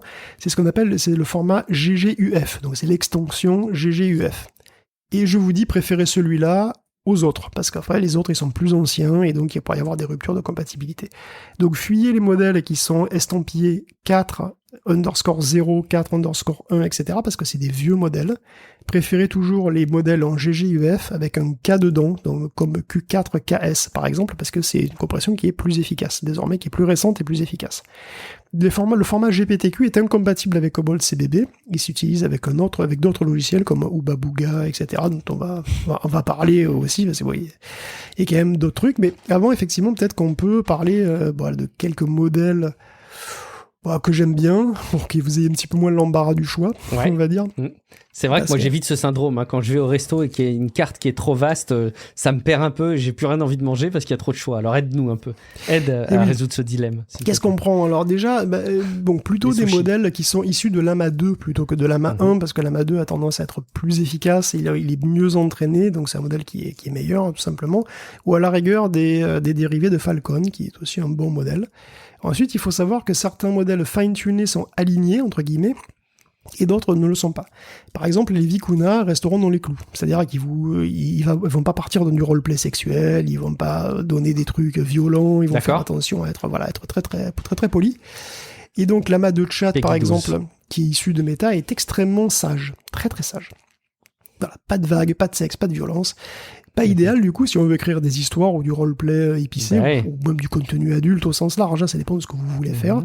Et pour cet usage, il y a des modèles qui sont meilleurs que d'autres. Par exemple, il y a Mythomax ou Pygmalion 2 ou Mythalion, qui sont donc des trucs qui sont prévus pour le roleplay en fait. Ils sont vraiment prévus pour la fiction, le roleplay, plus ou moins que ça. Mythomax, exactement, tout à fait. Alors Mythalion, pas vraiment parce que c'est une fusion probablement de Pygmalion et Mythomax, mais donc en tous les cas, vous le prenez dans le format et la taille que vous voudrez, bien entendu, parce que vous avez tous les formats. Et dans le genre de modèle généraliste type ChatGPT, c'est-à-dire qui se comporte un peu comme ChatGPT, quoi. Moi, j'aime bien Hermès 2, en tout cas, de Nous Research, et j'ai eu une bonne expérience avec Orca Mini V3 aussi. C'est plutôt un modèle efficace, même à petite taille. D'ailleurs, au passage, c'est pas vous, vraiment, il y a des tétrachiers de modèles, et ils ont des noms imbitables. C'est vrai, vraiment complètement, c'est clair et net. Par exemple, il y a Vicuna 13B 1.5 16K, il y a Wizard LM Uncensored Lama 2 13B, il y a Mythomax L2 Kimiko V2, et mon préféré, c'est Speechless Lama 2 Hermès Orca Platypus Wizard LM 13B. Bon. Alors, ils sont débiles. Pourquoi ils prennent des noms aussi débiles? Ça a l'air complètement idiot de nommer un truc comme ça. Ça a l'air complètement habitable. Et en fait, il y a énormément d'informations dans ces titres en réalité. Bon. Le 13B, le 7B, vous avez tout compris, ça y est, c'est le nombre de paramètres. Pas de problème. C'est la taille. Et donc c'est la taille. Et ensuite, il y a parfois 16K, 32K. Quand vous avez un truc en K, ça veut dire qu'il y a 16 000 en fait, ou 32 000, et c'est la taille des fenêtres de contexte du modèle. Il y a des 8K aussi, donc il y a, j'imagine, tous les chiffres, non? Non, alors il n'y a pas tous les chiffres parce que en fait, par défaut, sur l'AMA 2, c'est 4K, c'est 4096, c'est la taille de fenêtre fournie par Meta, quoi. Donc c'est la taille de la mémoire que c'est faire le truc à la base. Les autres modèles ont été fine-tunés, ils ont été entraînés pour accepter des fenêtres de contexte plus grandes. Donc quand vous avez un 16K, ça veut dire que vous avez en théorie un modèle qui se remémore 4 fois plus de choses qu'un modèle 4K. 4K. Ouais. Et 32K, etc. Et du 8K, effectivement, c'est 2 fois plus, etc. Bon. Et quand il n'y a pas l'info, Quand il n'y a pas l'info, ça veut dire que c'est les tailles de base. Les tailles de base, c'est 2048 D'accord. pour Lama et 4096 pour Lama 2. Et je pense que c'est 2048 pour Falcon aussi. Donc après, par contre, ça dépend. Il y a d'autres modèles. Là, je parle beaucoup de Lama et de Falcon, mais il y en a encore d'autres. Hein. Il y a les MPT, il y a les anciens GPTJ, il y a les Pythia, il y en a beaucoup. Et après, ça dépend. Ce sera marqué de toute façon sur Hugging Face en général. Et bon, globalement, le nom du modèle, en fait, c'est celui de son dataset. Par exemple, Vicuña, comme WizardLM, comme Orca, sont des dérivés du modèle Lama. Donc, ils ont été surentraînés avec des datasets qui ont des noms comme ça, qui s'appellent Orca, qui s'appelle WizardLM, qui s'appelle Vicuña.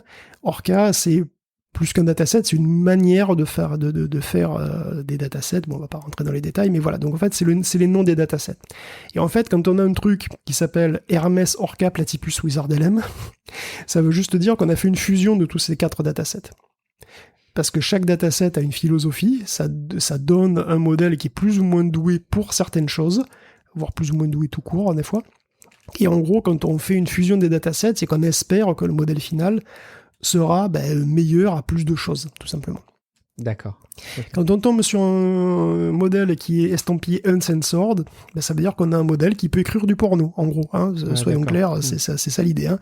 En gros, c'est tous les modèles qui sont capables, qui veulent bien créer pour pondre du contenu adulte, violent éventuellement, etc. Les autres, en général, ne le feront pas ou le feront de manière vraiment pas volontiers, quoi. Et donc, alors, quoi choisir ? Je vous ai dit, moi, je vois que j'aime bien Hermès et Orca. Je les ai pas tous testés, loin de là, hein, et chacun aura des besoins et des goûts différents. Voilà, la base, évidemment, c'est ce que donnent les marques, hein, donc vous pouvez télécharger les Lama 2, qui a la version de Meta originale, et le Falcon, qui a aussi une version Instruct, donc qui est directement mise en ligne par les Émirats Arabes Unis, hein, tout simplement. Et pour le code, donc parce que c'est important, je pense que c'est vraiment le code, tous les codes Lama sont les plus récents et probablement les meilleurs. On en a tuné avec WizardLM, avec le dataset WizardLM, et ils sont très bien aussi, donc les codes Lama sont de bons assistants qui ont un bon potentiel. Ok. L2, Mythomax 22B Instruct, Felsblog, GGUF. C'est très... Ok. Là vous savez tout. GGUF, c'est le format de fichier GGML. Ensuite, vous savez quels sont les datasets, quelle est la taille de la fenêtre de contexte, quelle est la taille du modèle, etc. Vous avez tout. Je me remémore encore une fois le schéma virtuel que je me suis fait dans mon cerveau quand tu expliquais le fonctionnement tout à l'heure. J'ai bien compris le rôle et l'importance assez vitale en fait que je n'avais pas identifié avant des samplers. Est-ce que, je voudrais être sûr de bien comprendre, quand tu télécharges ces modèles de langage, est-ce qu'ils comprennent le sampler qui va avec et est-ce que c'est au niveau du sampler que sont faits les choix? Donc tu vois, par exemple, tu me disais tout à l'heure que l'orientation du texte, tu pouvais d'ailleurs choisir la température, mais est-ce que le fait d'avoir un modèle de langage qui se prête bien à de la fiction, par exemple, c'est aussi au niveau du sampler? Enfin voilà, j'aimerais bien savoir un petit peu qu'est-ce qu'on télécharge finalement. Alors, tu télécharges uniquement les poids du modèle, c'est-à-dire que tu vas télécharger un gros fichier, un gros fichier de, 10 gigas. Ton fichier de 10 gigas, en fait, c'est juste un ensemble de poids, donc c'est un ensemble de nombres, et cet ensemble de nombres, la seule chose qu'il est capable de faire, c'est de bouffer un vecteur qui a été, de bouffer une phrase qui a été tokenisée, vectorisée, donc il bouffe ce vecteur et il te pond un autre vecteur avec les trucs, c'est tout. Donc le sampler n'est pas dedans. Ça c'est sûr, le sampler n'est pas dedans. Ensuite, le sampler peut être évidemment pas de première importance pour la qualité du texte que tu vas générer, mais pas pour son type. C'est-à-dire que c'est pas avec le sampler que tu vas... C'est bien dans le modèle de langage que ça se passe. Si un modèle de langage refuse d'écrire du porno, c'est pas avec un sampler que tu vas le forcer à le faire.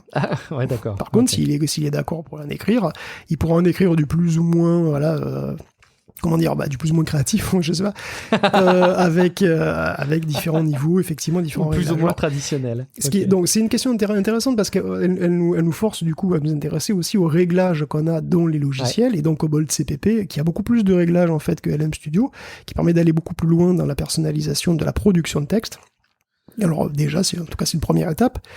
Et donc, si vous voulez changer le format du prompt, la température, la quantité de tokens à générer, tout ça, d'ailleurs qu'il faut bien choisir pour que le modèle ne s'arrête pas au milieu, il y a aussi toute une gamme d'autres réglages qui sont super importants et qui permettent de bien personnaliser ça.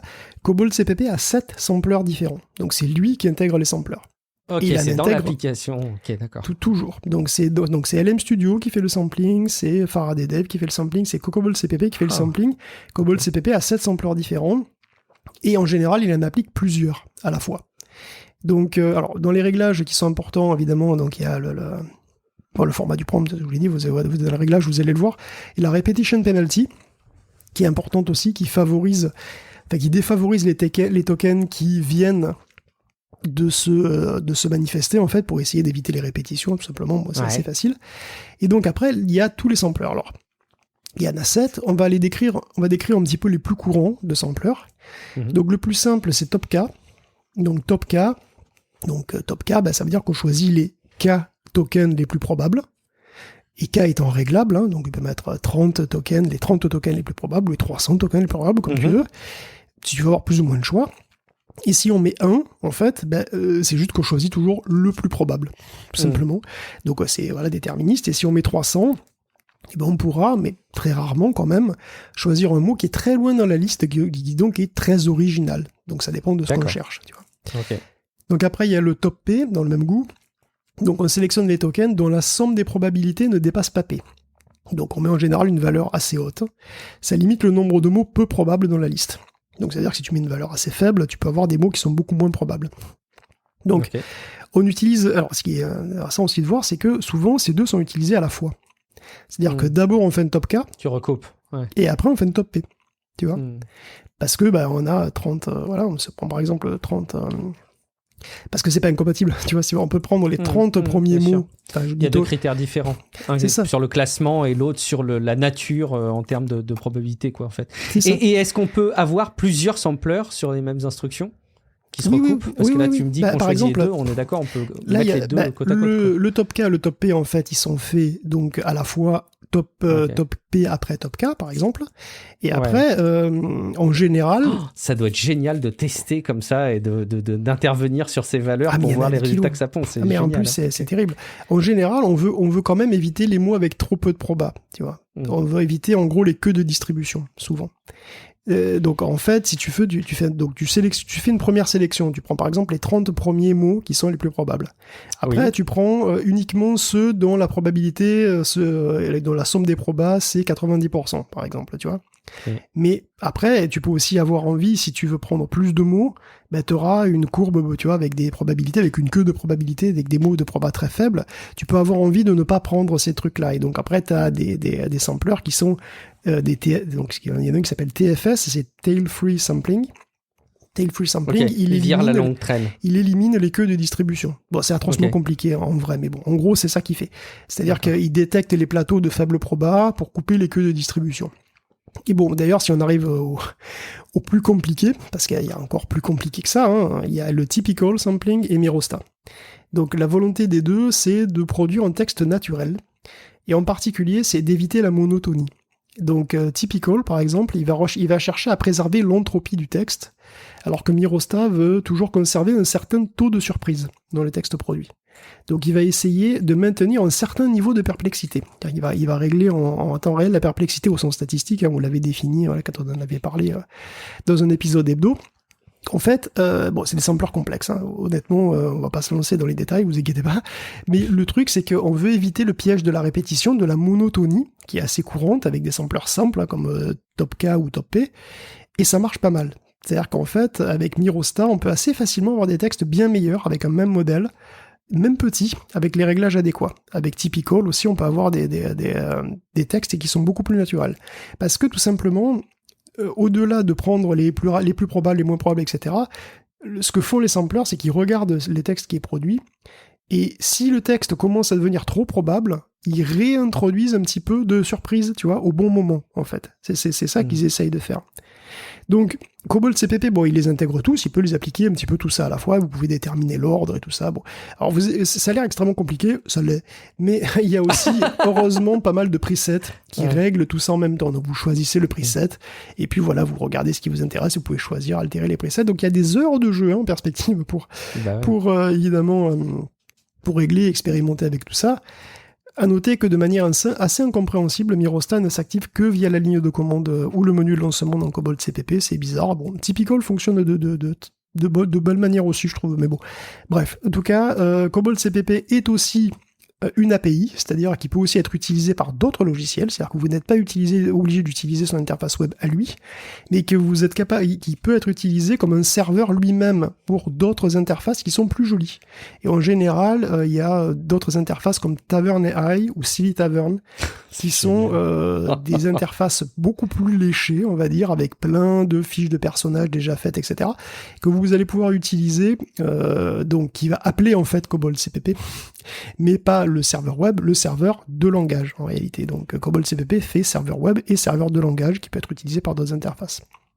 Je suis captivé quand même par tout ce que tu nous expliques parce que effectivement ton rôle de démystification et de vraiment saisir comment ça marche bat à plein régime quand on t'écoute, je trouve. J'étais presque un peu déçu, pour être honnête avec toi, de voir que Faraday Dev et LM Studio étaient aussi entre guillemets accessible, mais j'entreaperçois tout de suite les possibilités avec Cobalt CPP, déjà de pouvoir faire appel à lui au travers du réseau parce que c'est un serveur qui met à disposition, le fait qu'il puisse être connecté comme ça avec ses API, c'est génial.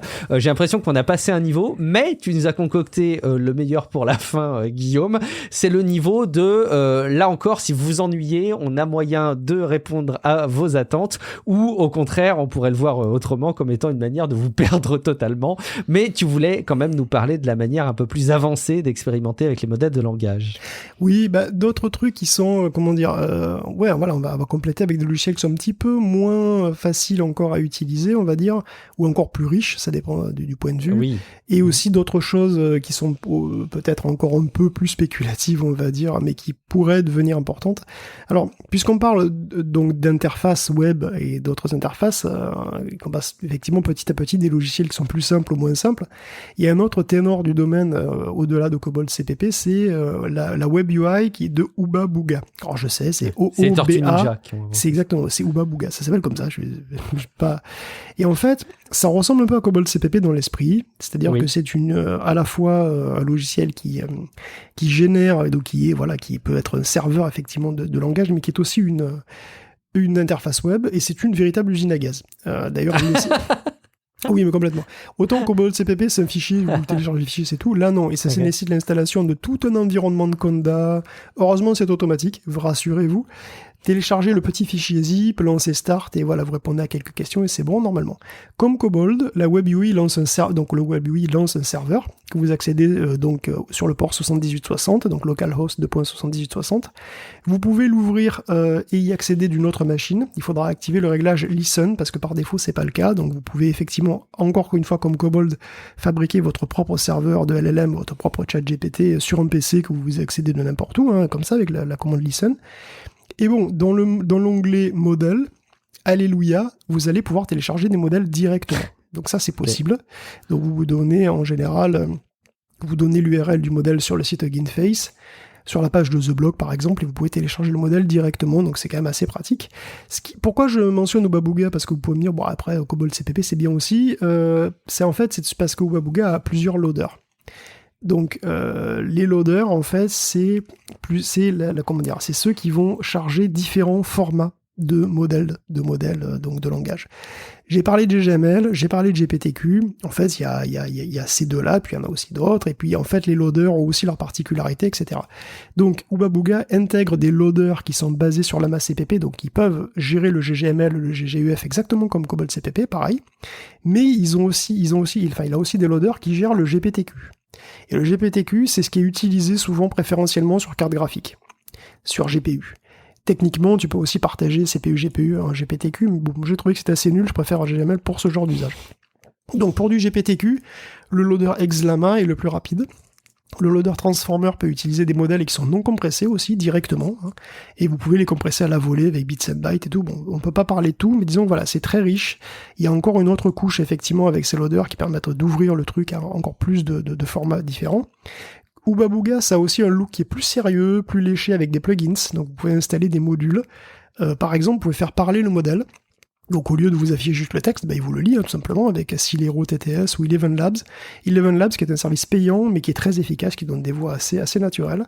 Vous pouvez rajouter du stockage, c'est-à-dire que vous pouvez stocker les conversations. Donc si vous discutez très longtemps avec un modèle, vous pouvez stocker les conversations sous forme de vecteurs.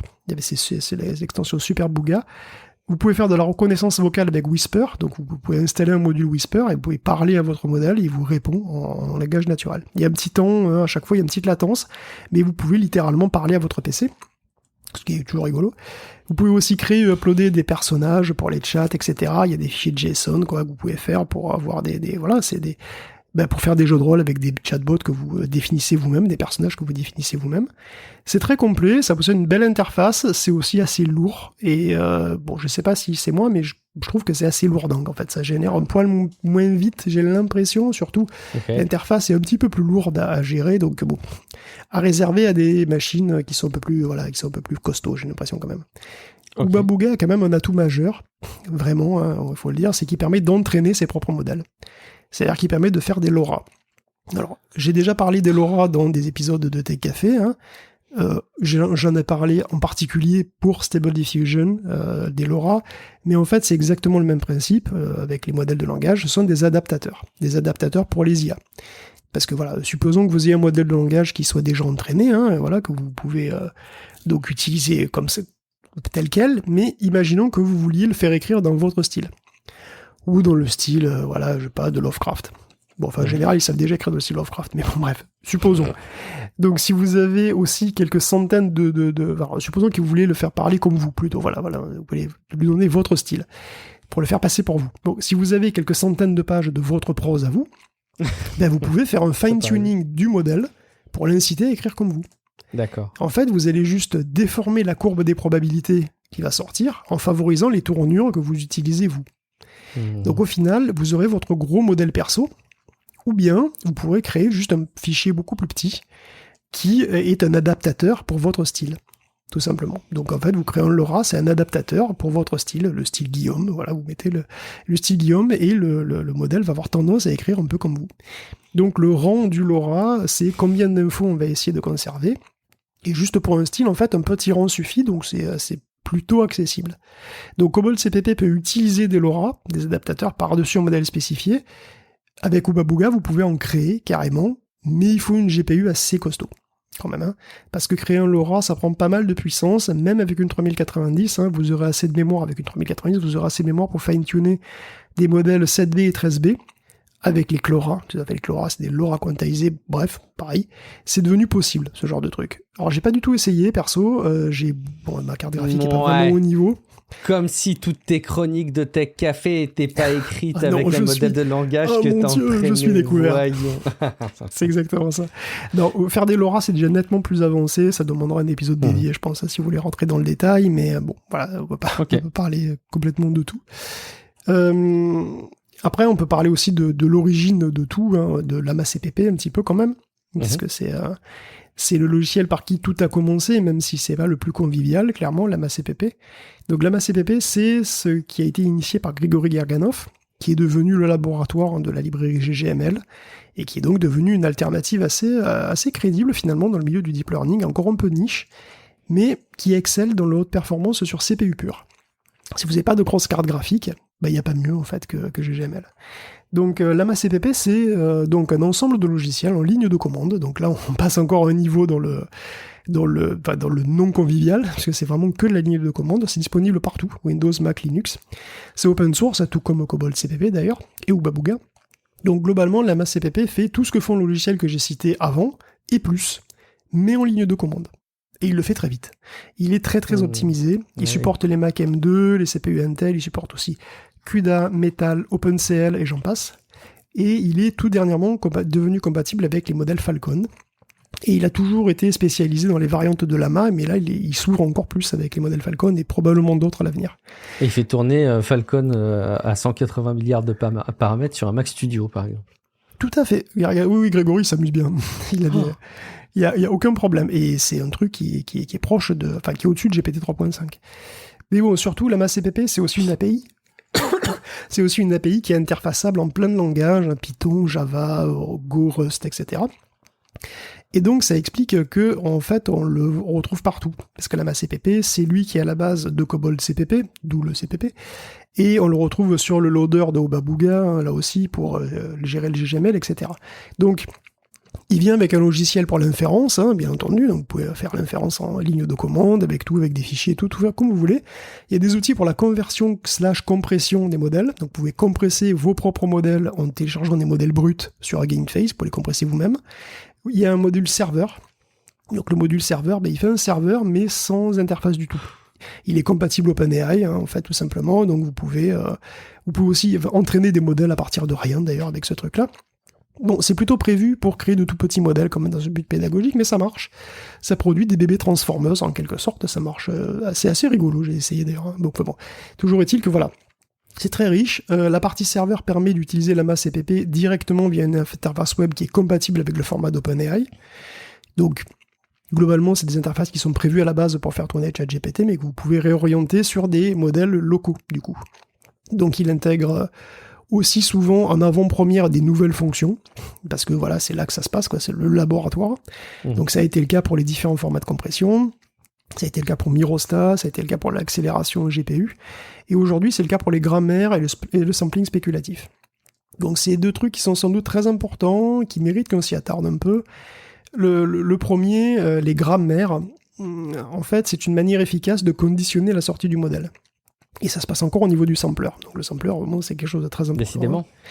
Donc pour prendre un exemple simple, supposons que vous vouliez, pour une raison ou pour une autre, que votre modèle il sorte une adresse email. Bon, en général, les modèles savent ce que c'est qu'une adresse email. Donc, ils sortent des adresses email qui sont convaincantes.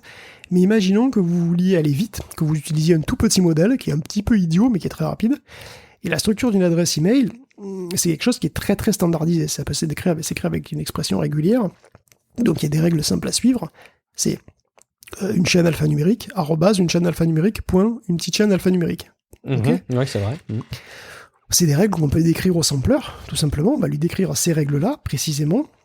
Et le sampler, avec ces règles, quand il voit arriver une distribution de probabilité du modèle, il va virer d'emblée tous les tokens qui ne sont pas compatibles avec les règles. Il va mettre tout simplement leur probabilité à 0. Et c'est sur ce qui reste qu'il va faire le sampling classique.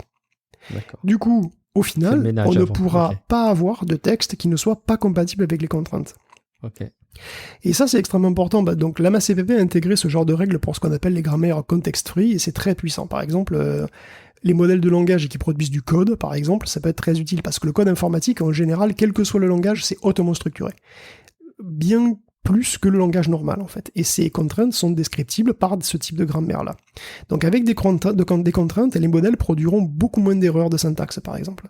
Parce qu'en fait, ils pourront pas, tout simplement. Parce que, tout simplement, tout ce qui n'est pas compatible avec la syntaxe sera éliminé d'office. Donc ça, c'est les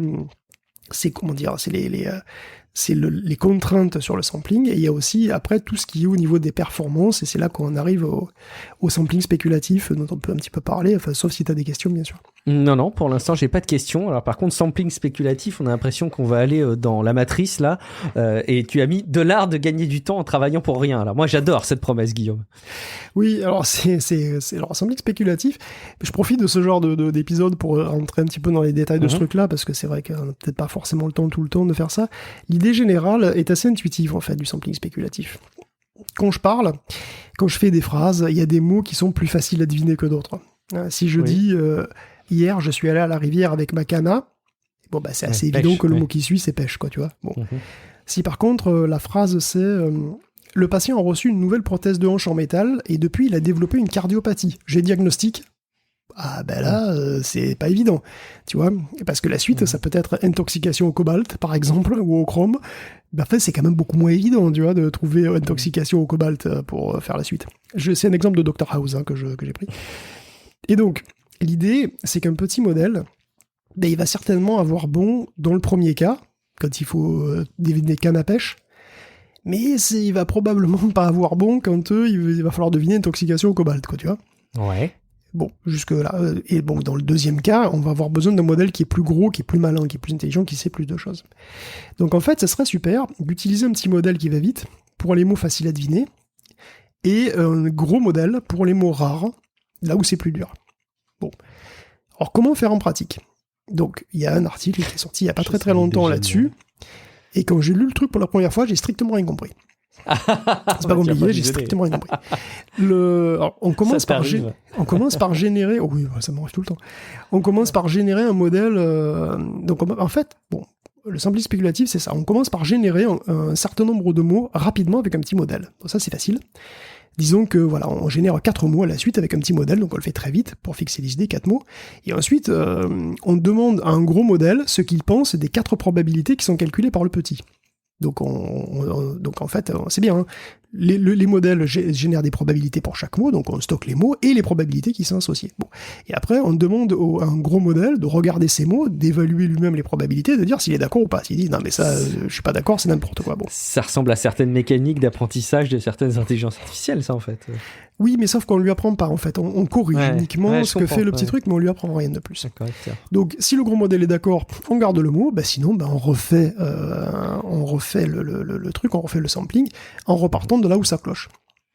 Et donc, c'est là que j'ai pas compris. Parce que si on doit faire appel 4 fois au petit modèle et 4 fois au gros modèle, ça va pas plus vite en fait. Ah, c'est quoi l'intérêt? Tu vois, ça sert à quoi? Et c'est là qu'il faut s'accrocher parce que c'est pas du tout intuitif. Ouais, en réalité. Ok. Tu m'en veux pas si j'y arrive pas. Non, mais t'inquiète, si, y a pas de souci. Le petit modèle génère les 4 tokens comme d'habitude, les uns à la suite des autres, et pour chacun, donc, on garde leur proba. Bon, admettons que le prompt c'est « je suis », et que la suite calculée c'est « content de te voir ». Bon. On est obligé de les faire les uns après les autres, ces calculs. C'est de calculer ces mots les uns après les autres, puisque le token suivant dépend de tous les tokens précédents. Oui. Content dépend de je suis, donc on ne peut pas paralléliser. Je suis content, plus loin de, ok. C'est ça, on ne peut pas paralléliser ce calcul-là. Le calcul de chaque mot est forcément séquentiel. Ça, c'est ce que tu nous as expliqué même dès le début de l'épisode, ouais. Ok. Par contre, une fois que les tokens sont produits, j'ai 4 probas. J'ai les 4 probas et les 4 tokens. Donc je peux appeler. Le truc, c'est que donc j'ai les 4 probas sur les 4 tokens. Et donc ce que je peux faire, c'est appeler en parallèle le gros modèle sur chacun des prompts partiels. Je peux appeler en parallèle quoi donc? Sur quoi donc? Je peux appeler en parallèle le gros modèle pour calculer la probabilité, selon lui, de content à la suite de je suis, la proba de à la suite de je suis content, et ainsi de suite. Ok, d'accord, ok. Donc on regarde les générations partielles et on lui demande de juger ça. Mais le truc, c'est que comme on a de toute façon les probabilités, pour chaque prompt partiel, on peut les faire en parallèle. Donc je peux faire ces 4 calculs de front, cette fois. Parce que j'ai tous les prompts, ils sont déjà là, les prompts. Donc pas de problème. Là où ça devient très subtil, c'est pourquoi c'est avantageux en termes de temps de calcul. On a dit que pour chaque prévision, pour chaque token, il fallait lire l'intégralité du modèle en mémoire. Oui. Donc l'idée, c'est quitte à rapatrier un énorme paquet de données de la RAM vers le processeur, autant l'utiliser plusieurs fois. Pour simplifier mon modèle, c'est des énormes tableaux Excel, d'accord? C'est des énormes tableaux Excel. Je dois les charger les uns après les autres, mes tableaux Excel. Donc j'ai comme une énorme liste de fichiers Excel, je dois charger les fichiers Excel les uns après les autres pour faire les calculs dessus. Bon, ok. Alors, je dois utiliser la totalité de tous les fichiers Excel que j'ai pour faire le calcul sur un mot. Si j'ai plusieurs mots, autant charger le premier tableau Excel, faire mon calcul sur les 4 mots que j'ai, après charger mon deuxième calcul, le tableau Excel, faire les calculs sur les 4 mots que j'ai, etc. Et pas charger 4 fois tous les tableaux Excel séquentiellement. Okay. Tu vois Là, je vais pas tout charger pour faire le premier calcul, tout recharger pour faire le second. Tu vois Donc, je vais charger le premier tableau, je l'utilise 4 fois pour commencer mes 4 calculs. Bon, après, évidemment, j'ai les résultats partiels, tu vois, et après, je charge le deuxième tableau, je continue mes calculs avec le deuxième tableau, et ainsi de suite. Et quand j'aurai chargé mon dernier tableau, j'aurai fini mes 4 calculs.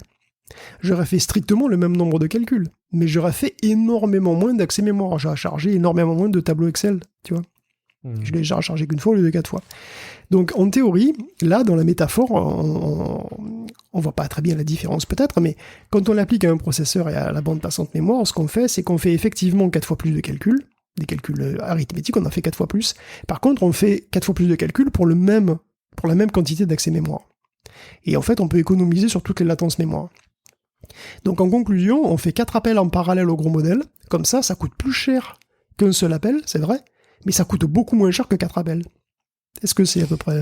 Oui, tout à fait. Et du coup, si on veut le mettre en application, ce sampling spéculatif, là, tu es en train de nous expliquer ça parce que c'est un domaine de recherche ou c'est un truc qui est proposé ou concrètement, on peut l'expérimenter? On peut l'expérimenter au total. Donc, ce qu'on fait en fait là concrètement, c'est qu'on fait 4 appels pas chers du tout, d'abord. Ouais. Et après, on fait 4 appels en promo à un gros modèle.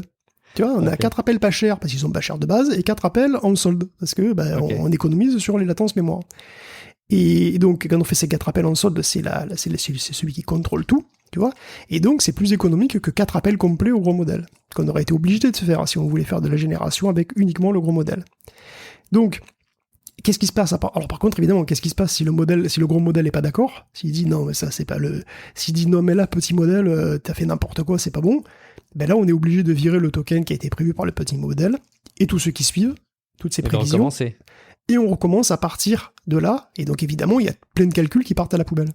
Ouais, et ça, il y a toujours plein de calculs qui partent à la poubelle. Parce que, évidemment, sinon, ça voudrait dire que le petit modèle a toujours raison. Tu vois?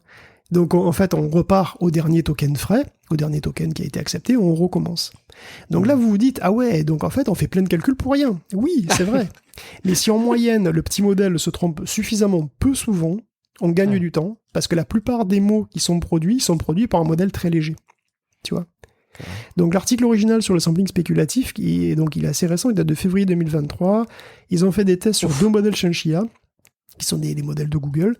Ils ont pris un Chinchilla 7B et un Chinchilla 70B, et ils ont vu une différence, donc c'est une différence de taille dans le calcul de 10 fois, normalement, et en moyenne de leur sampling spéculatif d'une accélération de 2 fois. Ouais, quand même. Donc ça peut varier énormément avec les modèles et sans doute aussi avec les contenus, parce qu'au plus un contenu est conditionné, comme un programme en C par exemple ou un Python, au mieux ça sera, je pense. Alors que si c'est du roman, ça sera peut-être plus difficile, parce que c'est moins prévisible, tout simplement. À noter qu'il existe une dégradation de qualité des réponses, mais qui est très faible dans le papier, donc voilà. Il est probablement mettre en balance avec la vitesse de génération.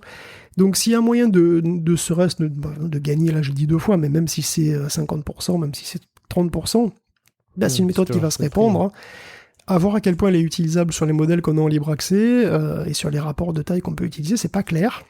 Donc elle est arrivée très récemment dans Llama CPP, perso je l'ai testé, avec un code Llama 34B et un code Llama 7B, comme modèle brouillon, et j'ai obtenu des gains très faibles. Ça n'a pas très bien marché. Tu nous as vendu du rêve, mais au final, ça s'est pas vérifié sur tes tests. Okay. Non, ça n'a pas été vérifié vraiment pour l'instant, parce que il y a plein de possibilités. Soit ma machine n'est pas assez puissante, et voilà, il y a des problèmes de bande passante de mémoire, ou de qualité ou de calcul, ou alors l'écart entre les 2 modèles, il n'est pas assez important pour que ça fasse vraiment une différence, tu vois. Ou je me suis planté quelque part, c'est possible. Donc voilà, il y a plein de trucs possibles. C'est prometteur quand même. Alors, il y a un autre truc, après il y a d'autres trucs prometteurs, après on verra. Il y a un autre truc qui s'appelle Medusa par exemple. Donc le principe c'est d'avoir un modèle à plusieurs têtes, comme Méduse. Donc il prévoit plusieurs mots à la fois, et il y a un autre modèle en fait qui fait le choix. Bon, j'ai pas encore essayé, pas encore vraiment regardé en détail, mais bon, il y a plein de trucs comme ça. C'est qu'un début. Bon, il y a des chances que les grosses boîtes comme OpenAI utilisent déjà ce genre d'optimisation, parce que le temps, c'est de l'argent, littéralement. Ouais, donc, alors pour l'optimisation sur le volume, ça doit être extrêmement précieux, évidemment, quoi. Donc je serais pas, ils doivent regarder ce genre de truc de très très près, ouais. Et ce qui est assez rigolo, c'est que j'imagine que du coup, avec du sampling spéculatif, il n'y a que le résultat retenu au final qui apparaît, mais dans l'absolu, on pourrait imaginer voir comme ça l'interpréteur générer du texte, parfois revenir en arrière, l'effacer, le recompléter, etc., ou ça irait trop vite. Là, concrètement, quand tu utilises Llama CPP, en fait, ça génère par à-coup, c'est-à-dire que tu as des latences, et après tu as des blocs de texte qui apparaissent, plus ou moins longs, selon si la prévision a été plus ou moins correcte, en fait. D'accord. C'est comme ça que ça fonctionne. D'accord, ça marche. On continue avec des possibilités d'usage qu'on peut se créer, qui peuvent aller un petit peu plus loin, notamment avec les PDF. Oui, alors on a déjà dit pas mal de choses, effectivement. Oui, tout à fait. Donc là, on a vraiment dit pas mal. On va essayer de conclure avec quelques logiciels qui implémentent un petit peu des fonctions qui utilisent les LLM dans des trucs un peu pratiques. Et donc, par exemple, il y a un truc qu'on voit de plus en plus dans plus en plus de services sur le web, c'est la possibilité de poser des questions à un ensemble de documents. Donc, ça va nous permettre de parler de vectorisation un petit peu, de base de données de vecteurs. Donc, c'est un autre secteur qui a pas mal d'avenir, je pense. Donc, on a dit que votre prompt, au début, doit être ingéré. D'accord, il doit être prédigéré pour que le modèle puisse s'en servir. Techniquement, On prend le texte, on le tokenise et on en fait des vecteurs. Donc les vecteurs, donc des objets mathématiques qui sont juste compatibles avec le modèle, que ce soit Llama ou ChatGPT, de toute façon, ils fonctionnent tous comme ça. Mais même si c'est pas forcément les mêmes tailles ou vecteurs, mais on s'en fout. Donc ces vecteurs, en fait, c'est le texte traduit, non seulement en nombres, mais aussi envoyé dans un espace qui est structuré. Et c'est pas juste des nombres, en fait. Ils sont traduits en vecteurs et envoyés dans un espace où ils sont regroupés par leur sens. L'espace dans lequel ils sont envoyés n'est pas laissé au hasard du tout. Et on peut exploiter ce genre de truc. Donc admettons que vous posiez des questions sur un sujet spécifique et dont la réponse se trouve dans un ensemble de fichiers PDF. Vous avez 200 fichiers PDF où vous voulez trouver la réponse à une question et c'est dedans. Bon. Ben vous pourriez les lire. Quelle horreur, vous pouviez avoir à lire 200 fichiers PDF. Mais non. Heureusement, on est en 2023 et un modèle de langage peut faire ça pour vous. Heureusement, parce que flemme quand même. Hein. Mais c'est intéressant de voir comment c'est possible alors que tu nous as expliqué avant les histoires de fenêtres de contexte, etc. C'est intéressant. Comment ça marche alors ? Ben, en gros, ce qu'on prend, c'est qu'on prend les PDF, on prend le texte des PDF, on le digère, c'est-à-dire qu'on le vectorise, comme on vectoriserait un prompt, et après on le stocke dans une base de données de vecteurs, dans laquelle on peut aller chercher des vecteurs en fonction du sens des vecteurs qui sont donnés par les mots. Et donc quand vous posez une question, votre requête est comparée au sens sémantique au vecteur stocké, et on va en fait dans la zone de l'espace qui correspond à votre question, et on y récupère les vecteurs qui sont stockés. Quand une correspondance est trouvée, on charge directement les vecteurs qui nous intéressent dans la mémoire du modèle de langage. C'est direct, puisque de toute façon, c'est déjà des vecteurs, et c'est exactement ce qui prend le modèle. Donc en fait, on parle son langage, en quelque sorte. Donc on charge les vecteurs dans le fenêtre de contexte du modèle de langage, qui va pouvoir produire une réponse en langage naturel en utilisant les vecteurs qu'on est allé chercher dans la base de données. Donc c'est le genre de truc qu'on fait avec le service ChatPDF, par exemple. Il est possible de le faire en local aussi, avec un logiciel qui s'appelle PrivateGPT. Et c'est fait en offline, c'est fait sur votre machine, donc vos documents ne vont nulle part, hein, ils sont digérés par un modèle qui est local, comme un Llama ou un GPTJ, hein, qui s'occupe de générer le texte après. PrivateGPT, en fait, c'est une application Python, on va pas détailler comment l'utiliser, hein, ça va sortir du cadre de cet épisode, hein, mais tout est expliqué, voilà, et c'est une application utile hein, qui devient accessible à tous, du coup, dans le respect de la vie privée, grâce aux modèles de langage locaux, puisque vous avez rien envoyé nulle part, quoi. Par exemple. C'est hyper, ça a l'air hyper accessible finalement. Moi, ça me faisait un petit peu peur comme tu l'écrivais. Mais non. D'ailleurs, si vous allez sur la page de PrivateGPT, voilà, vous avez une fonction. Enfin, c'est en ligne de commande, mais bon, vous avez une ligne de commande pour ingérer, pour digérer votre texte. Une fois que c'est fait ça, vous lancez un truc en ligne de commande pareil, mais c'est pareil. Hein, vous écrivez ça ouvre un terminal avec une fenêtre de chat, et puis après vous posez la question, et puis c'est aussi fini. Excellent. Très bien, on continue un petit peu avec Open Interpreter. Oui, dans le même ordre d'idées, on a pas mal de code interpréteurs, on a pas mal d'analogues à code interpréteur. On avait beaucoup parlé de code interpréteur, on avait parlé en tout cas de code interpréteur de ChatGPT. J'espère que vous vous souvenez, l'idée c'était que GPT-4 était très doué pour générer du code. Donc pourquoi ne pas le laisser exécuter ce code pour accomplir des tâches qui sont plus complexes. Et c'était très efficace, c'était spectaculaire. Alors, il y a des limites, en particulier, il peut travailler que sur de petits fichiers, on envoie les fichiers sur le site d'OpenAI, et désormais, il existe une alternative qui est très prometteuse, qui s'appelle Open Interpreter. Le principe, c'est le même, l'interpréteur fonctionne en local, donc le code s'exécute sur votre machine, tout simplement, et il peut altérer absolument n'importe quoi sur votre ordinateur avec ce code. Donc vous pouvez gérer votre machine en langage naturel. Gérer les fichiers, analyser des données, vous pouvez changer la configuration de votre machine jusqu'en écrivant ce que vous voulez. Alors par défaut, Open Interpreter utilise donc une clé OpenAI, donc par défaut il est censé utiliser GPT-4. Il y a une option qui va probablement se développer pour utiliser CodeLlama. Donc pour l'instant, je n'ai pas testé avec CodeLlama, mais ça pourra arriver avec CodeLlama, c'est possible avec CodeLlama en théorie. Donc en théorie, vous pouvez doter votre ordinateur d'une intelligence artificielle qui va le piloter à votre place. Est-ce que ça fait peur ? Absolument. Mais rassurez-vous, tous les codes demandés, enfin tous les codes qui sont produits, évidemment, ils vont vous demander une confirmation avant d'être exécutés. Hein. Bon. Donc ça, il n'y a pas de problème. Code Interpreter est open source. Open Interpreter, pardon. Qui est open source. Et avec un modèle convenable, ça peut devenir un outil qui est complètement gratuit, en fait, complètement libre. Hein. Donc, dernier mot peut-être avant de finir. Parce que je dis il est totalement libre et gratuit. Bon. Dernier mot avant de finir, les licences de ces modèles. Parce que j'ai principalement parlé de Llama 2 dans cet épisode. Un peu qui laissait imaginer que les licences étaient quand même très ouvertes et limite si je fais un raccourci, tout ça c'est gratos quoi. Alors. Tout ça, c'est gratos, c'est vrai, ou quasi. Donc j'ai dit sans doute plein de fois qu'ils étaient open source, hein, Falcon et Llama 2. Techniquement, c'est plus compliqué que ça. Mais en pratique, au quotidien, c'est-à-dire pour ce que vous allez faire probablement si vous jouez avec après avoir écouté cet épisode, c'est tout comme, on va dire. Ce sont des modèles qui sont en libre accès, que vous pouvez désormais utiliser de manière commerciale. Vous pouvez l'utiliser pour vous pouvez en faire des applis avec, il n'y a pas de problème. Il y a une restriction sur Llama 2, en ce qui concerne le nombre de clients. Bon, c'est 700 millions le nombre de clients, donc ça va. Effectivement, vous devez demander une licence pour Meta si vous avez dépassé les 700 millions. Il y a des clauses de non-concurrence aussi sur Llama 2. Sur Falcon, je crois que c'est relativement ouvert, mais bon, voilà, il y a quand même effectivement un sujet là-dessus. Donc, il existe d'autres modèles qui sont plus ouverts, on va dire, encore hein, que les Llama. Okay. En particulier les modèles Pythia, par exemple, les modèles GPTJ. Mais bon, effectivement, les modèles Llama 2 sont très très utilisés, on va dire, et c'est vrai qu'ils sont très efficaces aussi. Il y a un sujet, c'est vrai là-dessus, mais en ce qui nous concerne là, c'est-à-dire pour un usage débutant, basique, on va dire, voilà, plus ou moins récréatif, hein, pour cet épisode, on va dire, on va pas aller vraiment beaucoup plus loin, on a déjà fait assez long. Donc on va pas vraiment élaborer là-dessus. Donc sachez qu'il existe des modèles qui sont beaucoup plus purement libres que les modèles Llama 2. Enfin bon, en pratique, là, pour tout de suite, on va dire que ce sont des modèles que vous pouvez utiliser gratos et il n'y a aucun souci, quoi. Ouais, vous allez pouvoir quand même mettre à l'épreuve des faits, vos idées les plus folles avec tous ces outils avant de pouvoir venir et de vous poser ces questions des limites des licences quelque part. Écoute, excellent.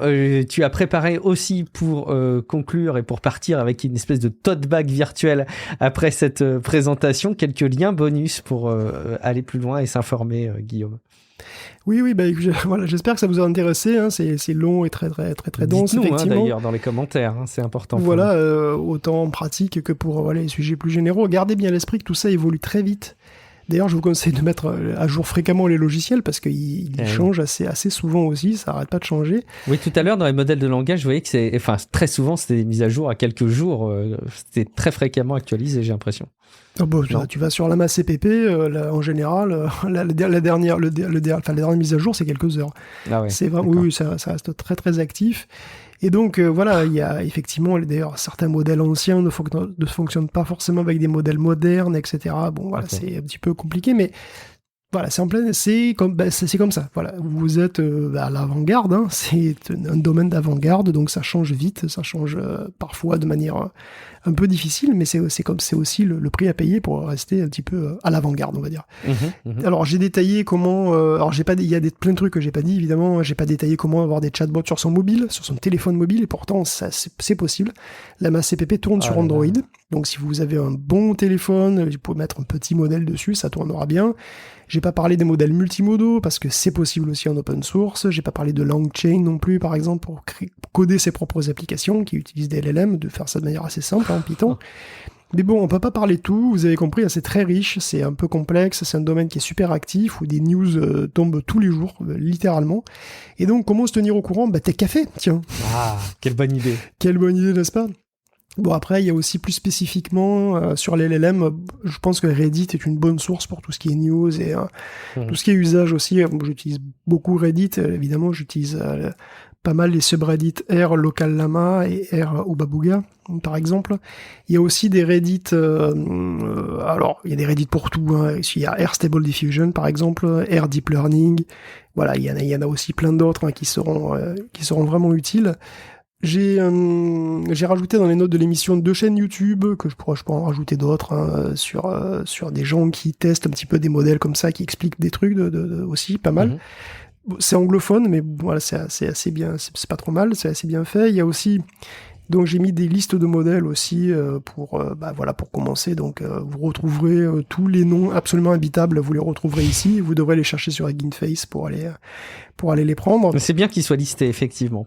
Et notamment le modèle fine-tuné en français, Vigogne 2, là, dont ça Vigogne c'est pas utile 2, d'aller oui, directement voilà. là-dessus, pour le coup. Effectivement, vous pouvez tenter Vigogne 2 si vous avez vraiment envie de parler français. Vigogne est probablement une bonne option, mais c'est pas la panacée. Bon, c'est des modèles qui sont... D'accord. Voilà, qui ont plus tendance à savoir bien parler anglais.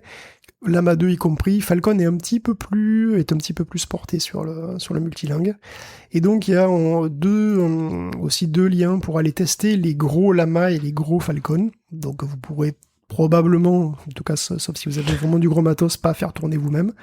Donc il y a des espaces Hugging Face qui sont parfois très lents, mais qui vous permettront d'avoir un petit aperçu de ce que peuvent faire les très gros Falcon et Lama, que peut-être un jour on pourra utiliser facilement. On pourra peut-être utiliser facilement sur un prochain Mac ou un prochain truc comme ça, on va savoir. Ouais, bien sûr. Vous avez les modèles 18 et plus, des modèles qui codent dans les notes de l'épisode avec les liens bonus de Guillaume. Guillaume, un immense merci pour le travail de préparation. Je pense que peut-être ça va équilibrer aux yeux de beaucoup cette semaine qui était avec l'épisode hebdo très Apple, et on est dans des usages qui sont peut-être assez différents de l'arrivée d'iPhone 15 ou de Apple Watch Series 9. Donc un grand merci pour cette préparation. Je suis à la fois surpris de l'accessibilité qu'on peut avoir avec les applications que tu as citées au début, et puis le caractère hyper accessible du fonctionnement que tu as décrit tout à l'heure avec les samplers. C'est probablement l'enseignement qui va le plus, moi, me marquer dans cet épisode. Alors si jamais vous avez apprécié cet épisode, surtout, faites-le nous savoir, que ce soit dans les commentaires sur techcafé.fr, dans le serveur Discord dont je ne parle jamais assez, qui est accessible avec techcafé.fr/Discord, ou même avec les interactions sur Patreon ou sur les réseaux sociaux, parce que on se disait avec Guillaume en discutant avec l'arrivée de la rentrée que ça pourrait être hyper intéressant d'aller explorer des usages. Je crois que c'est un exemple assez magistral que tu as préparé et qui reste quand même avancé, mais très loin d'être il n'est pas du tout inaccessible pour le grand public, ne serait-ce que par la première partie et par les applications citées. Donc faites-le nous savoir si vous voulez qu'on continue, et si vous avez d'autres thèmes que vous voudriez qu'on explore, évidemment vous pouvez nous le dire. Guillaume, donc merci infiniment. On va se retrouver dans quelques jours pour un épisode un petit peu plus classique, un épisode hebdo de Tech Café, mais en attendant, je suis sûr que tu as nos auditeurs qui, pendant qu'ils téléchargent là des modèles de langage et des applications pour commencer à faire tourner ça sur leur ordi, sont en train de chercher aussi où tu te trouves, Guillaume. Alors où est-ce qu'on peut te retrouver ? Mais est-ce que c'est moi ou est-ce que c'est un modèle de langage fine-tuné sur moi ? On aura peut-être un jour la réponse. Je vous laisse voter là aussi dans les commentaires si vous pensez que Guillaume est un modèle de langage ou un vrai humain ou un mix des deux. Allez savoir. Je suis Guillaume Vendée, vous me retrouvez sur guillaumevendée.fr. Vous me retrouvez également dans le podcast Relife, où on vous parle d'amélioration du quotidien et de développement personnel. Et puis également dans quelques jours, dans un prochain épisode de Tech Café. Ciao à toutes et à tous. Ciao à tous.